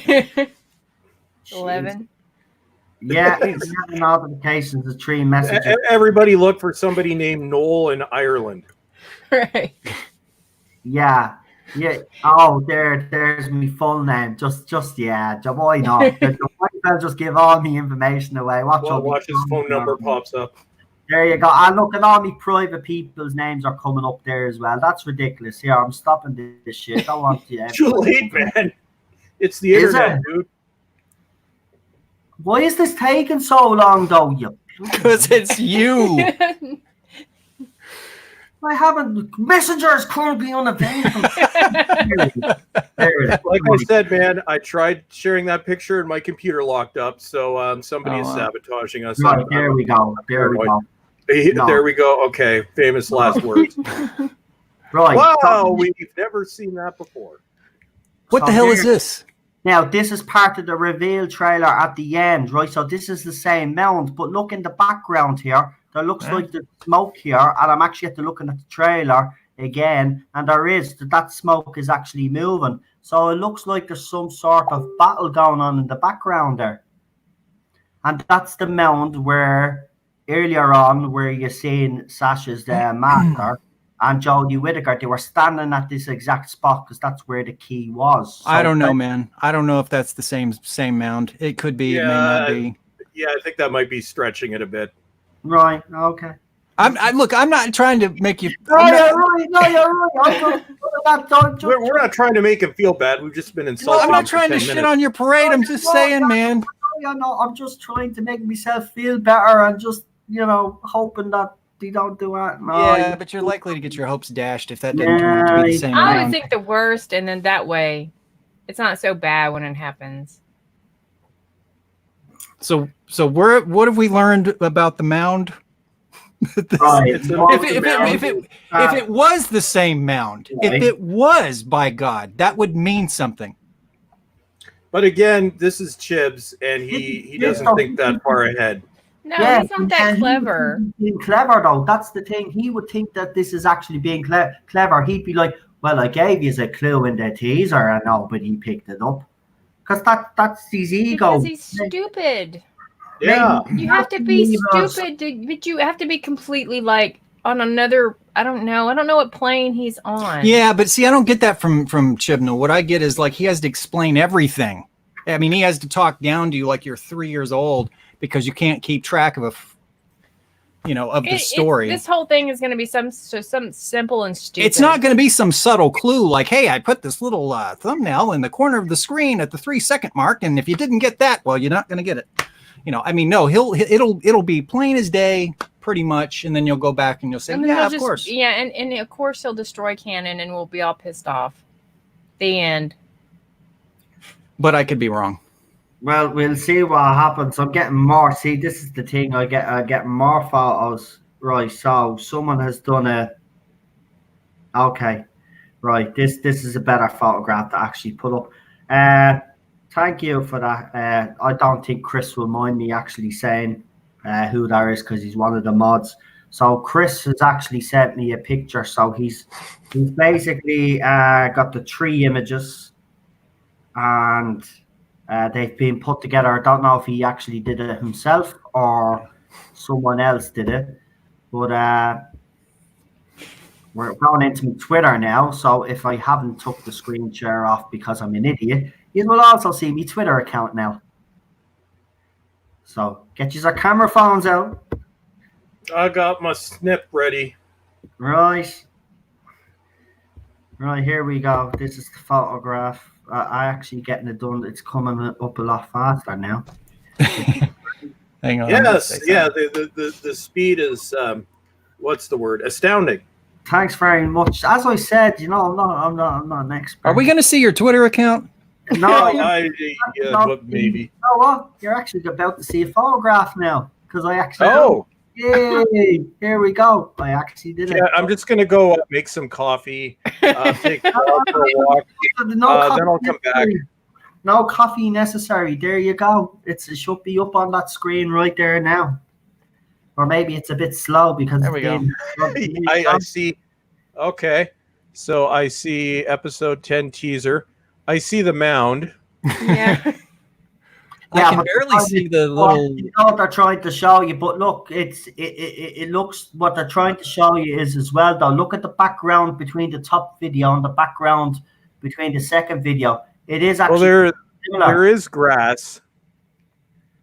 But it does look similar. Look at there's look, yeah, it's a mound.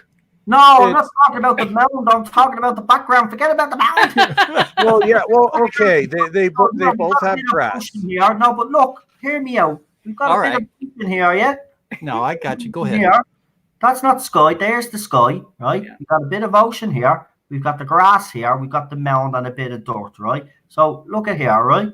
So there's the ocean there. It's just a grayer sky. That's the ocean right there, and there's the mound. It's just. Obviously, it's either in the future or it's in the past or something. But it looks like an ocean there. That's the ocean there. There's the ocean. Yeah. So you're saying you believe? I mean, maybe I'm wrong. Maybe I'm not.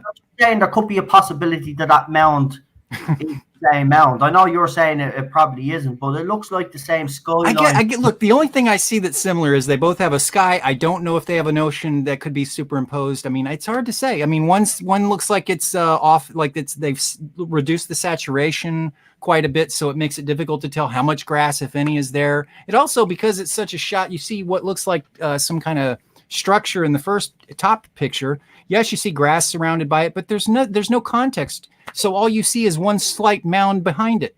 Whereas in the other picture, you do get a pretty good idea of what's surrounding the mound that the Master and Jodie Whittaker are standing on. So this, you just don't have enough context with the top one. And even if, by God, this were somehow the same mound, I just don't think Chibnall would be deep enough.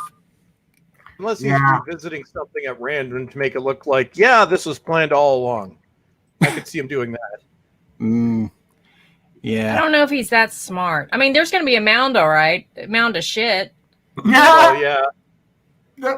Sorry, I couldn't help it there because that was a good one. Mound of shit. Yeah, I mean, it's called this Ascension of the boring Cybermen. That was going to be. But who pointed that out to you, Noel? Who told you that it could be the same mound? Who made that?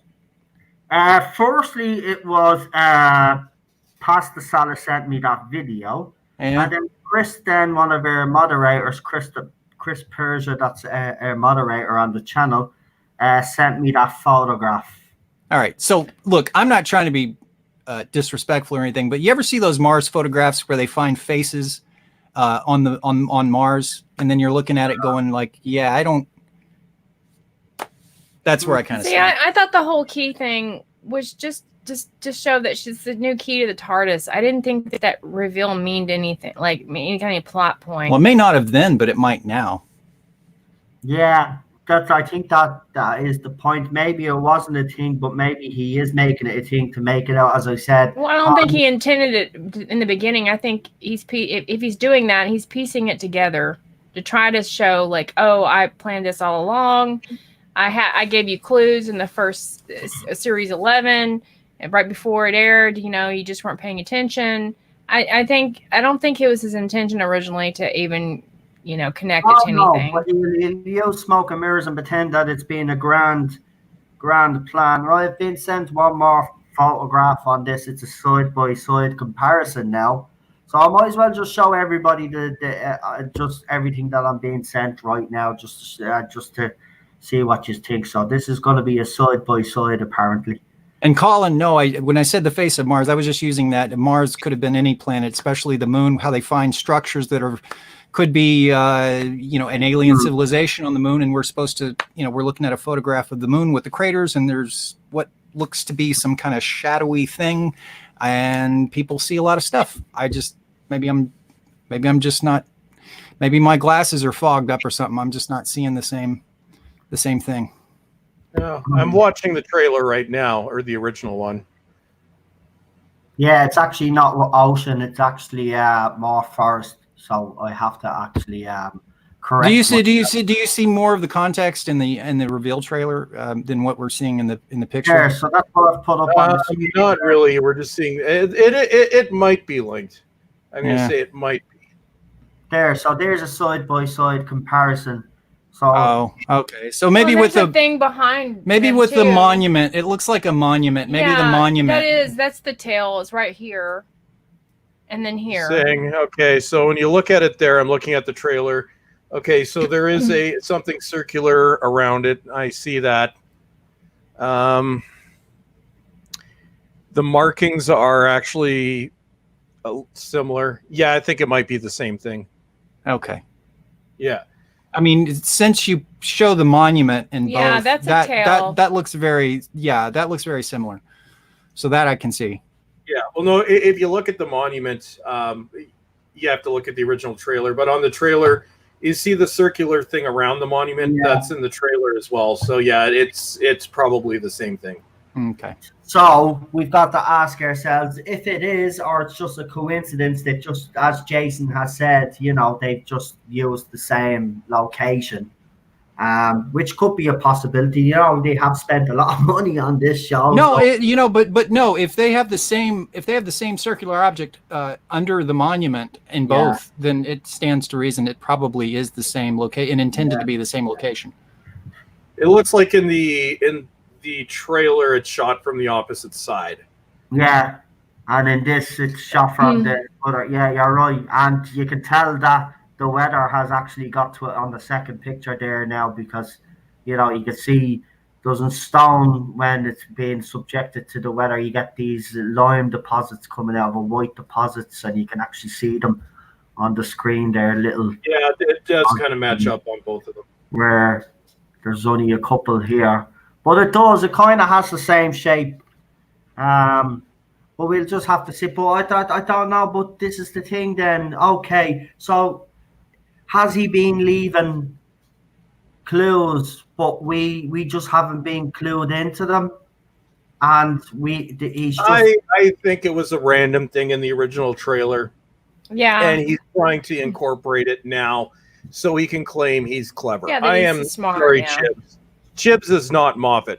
Stephen Moffat would have done something like this. Even RTD could have done something like this, not Chibs. Yeah. He's trying to emulate that though. Badly, but he's trying. It was probably a last minute thought. He just said, hey, this would be neat if we could incorporate that monument in the location.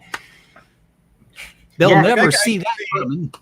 Well, Moffat would drop little hints for years, so yeah, I could easily see him doing this. And yeah, Chibs thinks he's Moffat, which is just kind of funny. Not even close. So whatever the significance of that is, we don't know. But there's obviously some significance. Exactly. There's something with that there. But still, it's interesting, but who knows? Who knows what that's and it may not be about. anything, and he may not even explain that. And that's typical Chibs. He'll do that, and then like you kind of get two and two together, but then he won't explain what that. Maybe, but it could be. I can see that being of some significance. I don't know what it's related to the TARDIS, perhaps, but who knows? Don't know. The one thing I did notice in the trailer, though, when the Master tells the Doctor this is going to hurt, or this is going to be painful, or whatever he says, she is some. If you notice that scene. She's actually encircled with some kind of light. Looks like No,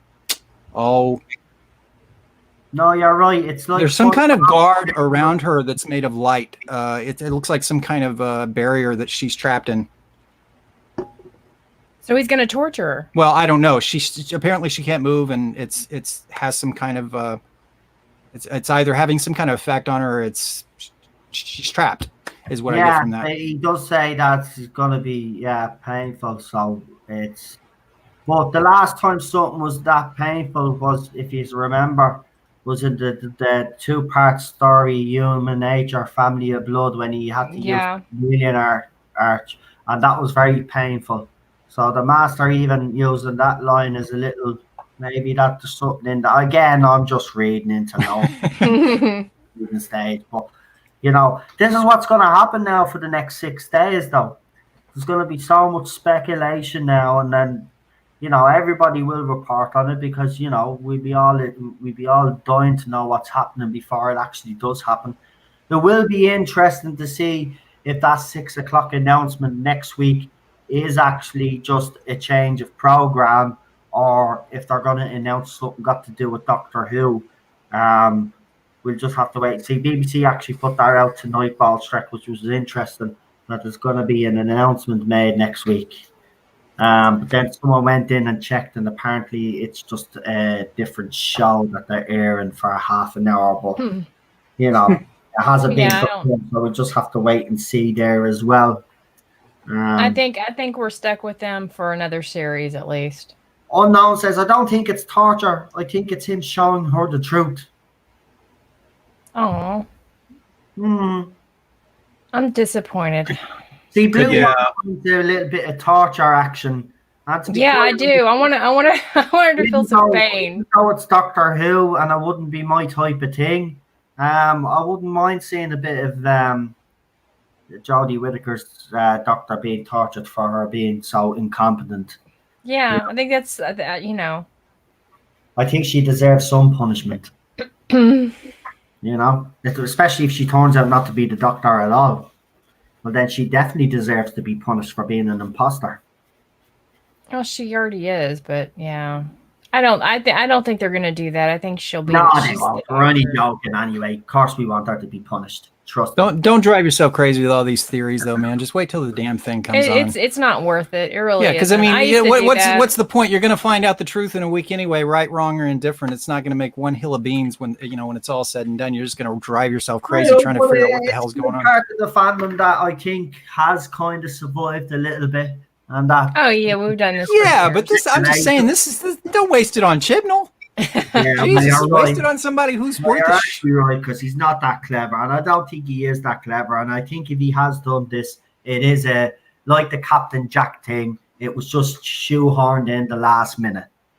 So I don't think I really don't think he has that intelligence to pull something off like that. But if he has, and next week turns out to be something that completely different to what we all think, I think we're going to be angry and underwhelmed, and I think I could be wrong. But I think we'll be angry and underwhelmed.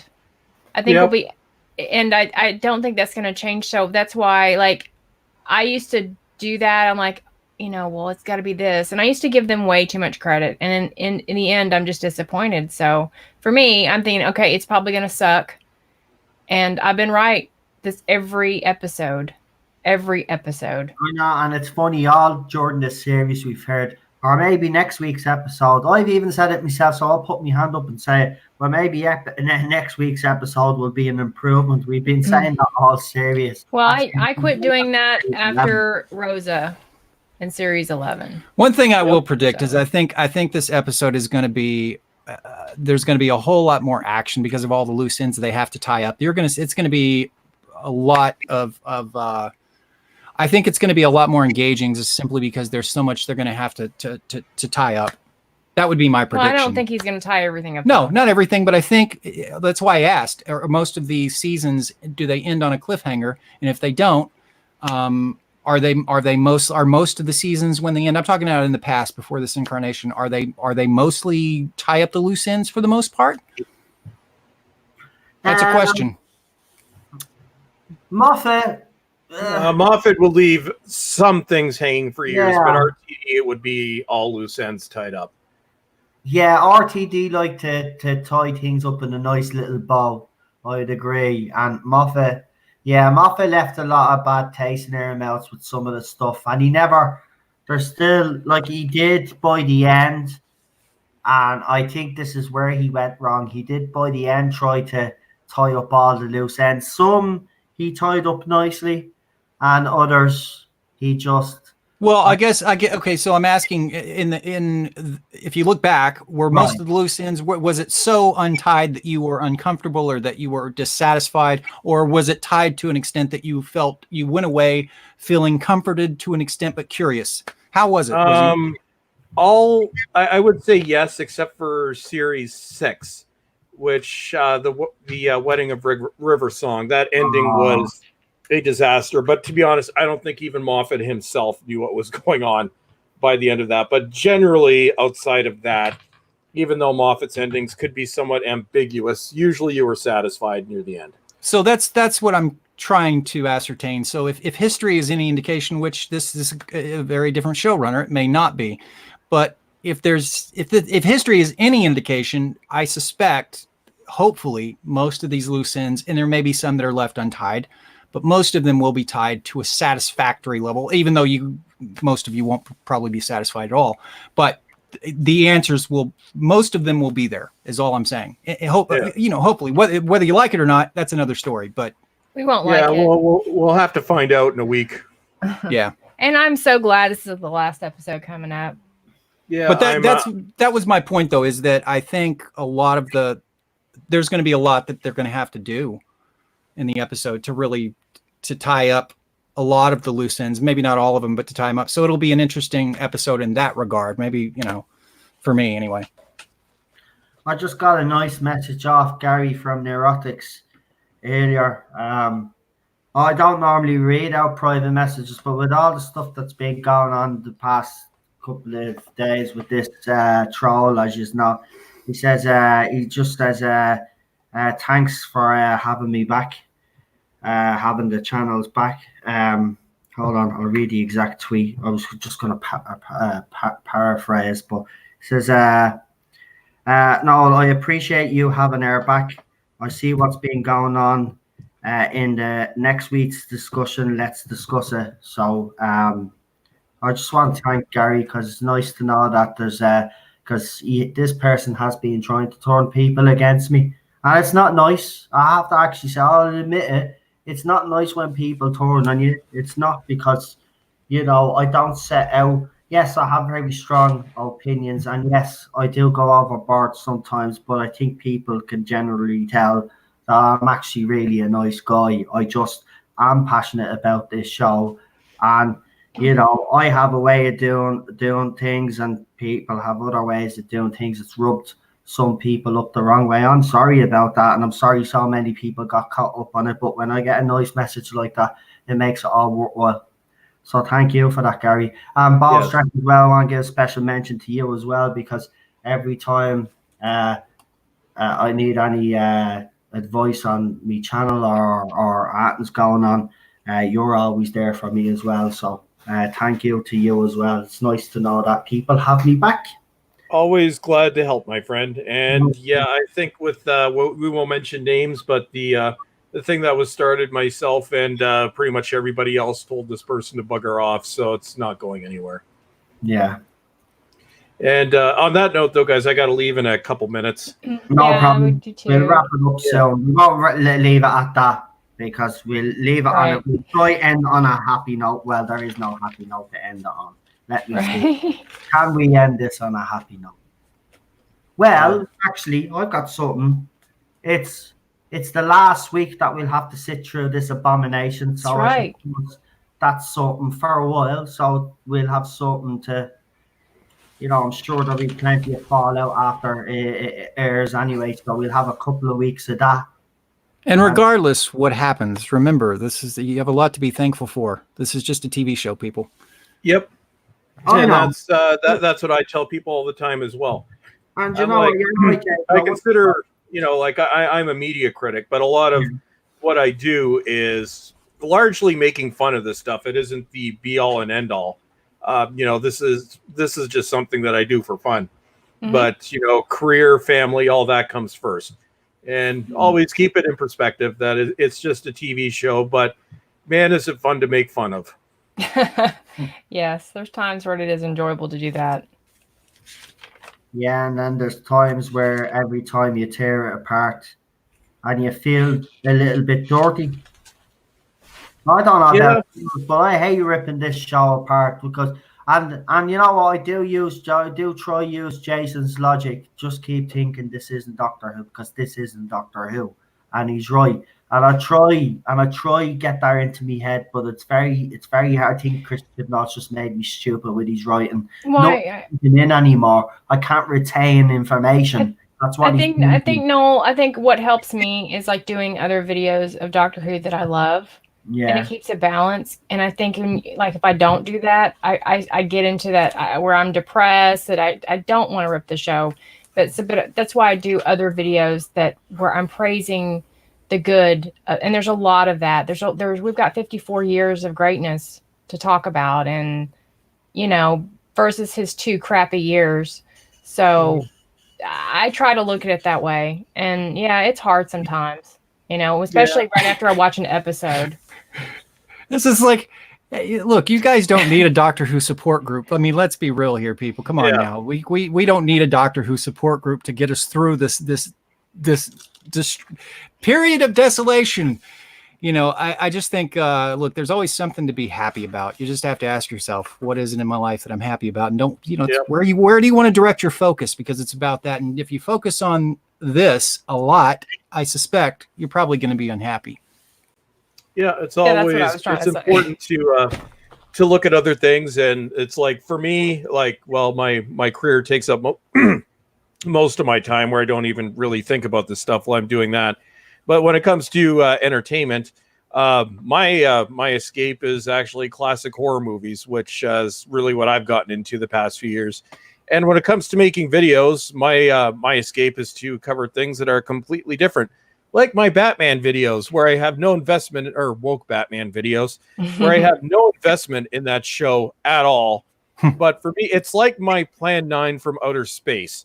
It's so ridiculous that I have a blast making those videos. I've had more fun. I had more fun 2 days ago making my return to woke Batman than I have this entire season doing Doctor Who. So there's always other things, and it's like that with anything in life. You can't consume yourself with one thing. Yeah.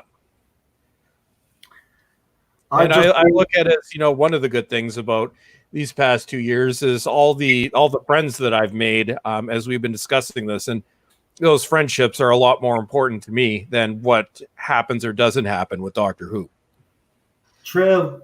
That is the one good thing that has come out of this era is the friendships that have been made. Not only that, the amount of people that have actually created YouTube channels as well. It's inspired a lot of people to get out there and get their opinions across. So yeah, I am thankful for that. I'm thankful for all the people that I've met.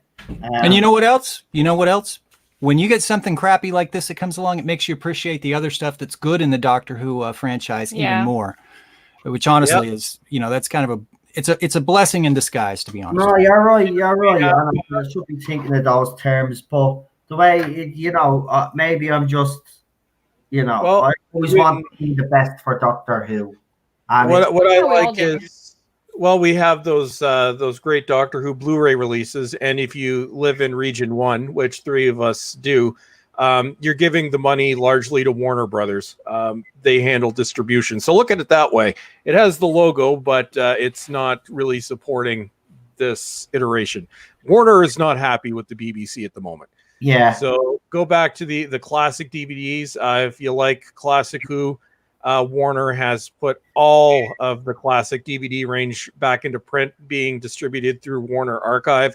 So there's 53, I can't even do my math, 54 years of good Doctor Who, hundreds of episodes. There's still Big Finish. So it's not dead, and Big Finish is still making good Doctor Who. So even though Gary Russell is an asshat, he's gone after me on Twitter and then blocked me, but he hasn't been in charge of Big Finish since 2006. So fuck him. But yeah, there's great stuff coming from Big Finish. So if you want to experience good new Doctor Who in 2020, throw Big Finish a subscription. Oh, and by the way, as well, not just Big Finish, but I don't know how you would feel about me saying this, but obviously we're going to be getting the animations, so I don't know if it's the same with Region 1 that I'd go through. I think I have a feeling that thanks to the money that was lost with Series 11 on DVD and Blu-ray in Region 1, we're definitely not getting any of those on Blu-ray, and right now, it's release dates for everything after the Macra Terror, as far as I know, haven't even come out yet. So, knock on wood. I'd rather just get a region-free Blu-ray player and import them from the UK. Yeah, but that means then you're given the old BBC. Find them used. You'll be able to find them used. Yep. Oh, you are right, because there's some people that would buy them, and then obviously there'll be some fans already have it, and you'll find it in the charity shop somewhere. That's where I get most of my classic DVDs now. I get them in a charity shop. I won't give BBC. I'd rather give the money to the homeless than give it to Chris Chibnall and the BBC, because they just seem to waste it on their holidays. Do you know what? They went on a big. How long were they filming for? 12 weeks or something. It went over, right? So whatever, they went on a big ass holiday. That's what they did for the time that they were filming, because if you look at what they produced on screen, they were definitely in holiday mode. Yep, I would say that for sure. And well, Noel, I hate to cut and run, but I got to get going.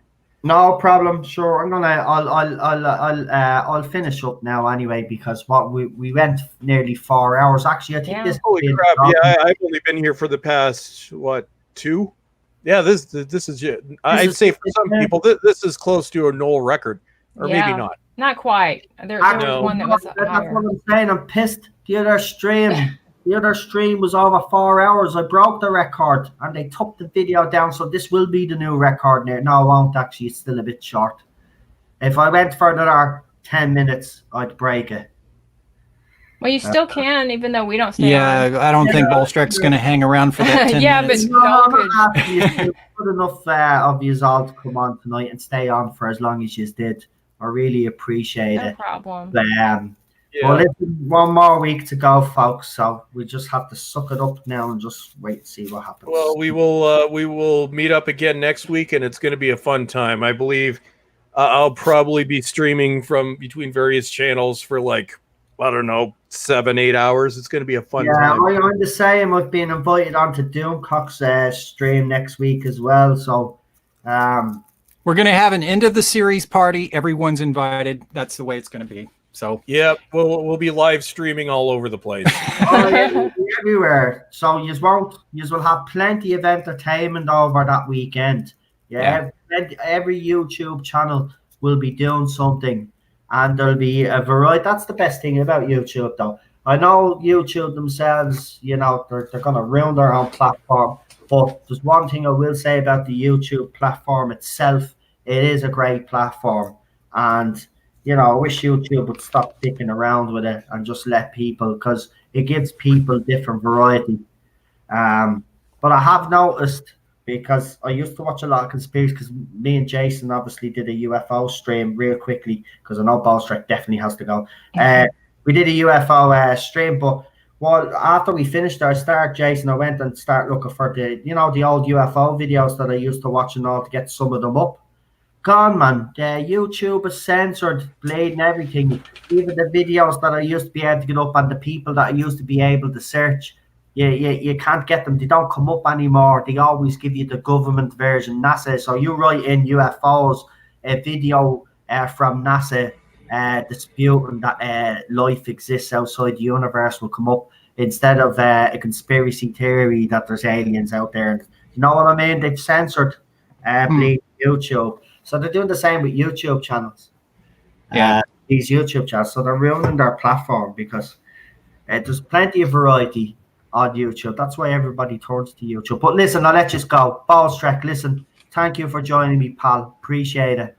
Thank you, my friend, and Jason and Blue Bonnet. I will see everybody next week, and we're going to have a party. All righty. Good talking to you. Right, Good night, Ballstrike. Good night, Noel. You guys take it easy. Good night, everybody. Thanks for joining me as well. And we will have a drink. I'm going to have a whiskey. I'm gonna get a bottle of champagne because it's over. Right. Yeah. I'll have some Pepsi. You can have your Pepsi, and we'll tell you what, we'll get drunk on your behalf. Okay, good. I'll get high on sugar. That's it. Okay. There you go. All right. Night, everybody. Thanks for Cheers, joining. y'all. Appreciate it. Good night. Good night. Right, folks, that has to be one of the best streams that we actually had. Listen, before you all bail, because I see some of you have bailed, just before you all go, just do me a favor. I'm not trying to break the record here, and I don't really care. Right? There's 88 of you watching. As you can see, scrolling on your screen there. If you haven't watched me stream from earlier today, please do. I've given a set of instructions on that stream. I want you to focus your emails on certain topics. So go in and actually have a look at that live stream if you haven't. If you haven't, I'll just briefly give you a rundown. So basically what I want you to do is BBC talk about climate change in the episodes, right, that they've done. But yeah, they travel to all these exotic locations on aeroplanes and stuff like this. So how can BBC go and preach to us about climate change when they're not actually taking the necessary action themselves? And remember, some of their merchandise is made out of plastic and is wrapped in plastic. So how can they have the moral high ground when they're not even actually taking action themselves? Also, the way they've handled certain issues like mental health, Graham's cancer, stuff like that. We want you to concentrate on stuff like that and tell the BBC why you think it's disrespectful. Also, talk about the reverse racism. I know the J-bots like to laugh at that, but in the episode Rose, it's a perfect example. They portrayed every white person in that episode as racist. And if anybody knows anything about Black American history, African American history, you will know that wasn't the case. There was plenty of white people that were supporting African American rights in America, and Doctor Who did not portray that properly in that episode. Talk about things like that. They're the type of things that we want you to bring up in an email. So if you haven't emailed the BBC yet, please send your emails to the BBC. Let them know why. Give those examples, as I said, when to talk about cancer, mental health, climate change, stuff like that. And just let them know why you think they're not doing a great job of it. Gary, Unknown, Ben, Jamie, Pam, everybody else in the chat, Chris, as usual, thank you for moderating. Unknown 289, thank you as well, my friend. Daniel was here earlier as well. Daniel's still here. Thank you, Daniel. Fair play for sticking around, because I know you like to get to bed a bit early because you wake up early. Thanks for sticking around. Really appreciate it. Colin, Garrett, Captain Robert April, welcome. We'll have to get you on soon. Mike as well. Jamie Daniels. Who else have we got? High Desert 004. Jamie Daniels, I mentioned. Pam was here as well. Welcome, Pam. Charlotte was here as well. Good night to you all. If I haven't mentioned you all, Lauren is here as well. Don't forget, guys, anyway, send you our emails. I will be back tomorrow because we obviously will deal with the fallout of tonight's episode. Obviously, we will have the overnights in, and then we will have our live stream on Monday. And we will have a panel, obviously, and we'll get a few more people on, and we will see. I will see some of you guys on Gary's stream. I'm going to pop over on the live chat there and give my support to a fellow YouTuber and fellow supporter of this channel. So I'm going to go over there and show me support. And Gary, listen, thank you for that message. It really meant a lot tonight. Guys, thank you everybody for the support. I really appreciate it, and thank you for hanging around. I know I ramble on a bit sometimes, but I really appreciate all the support, and I will talk to you on Monday. I'll leave you with this, and good night.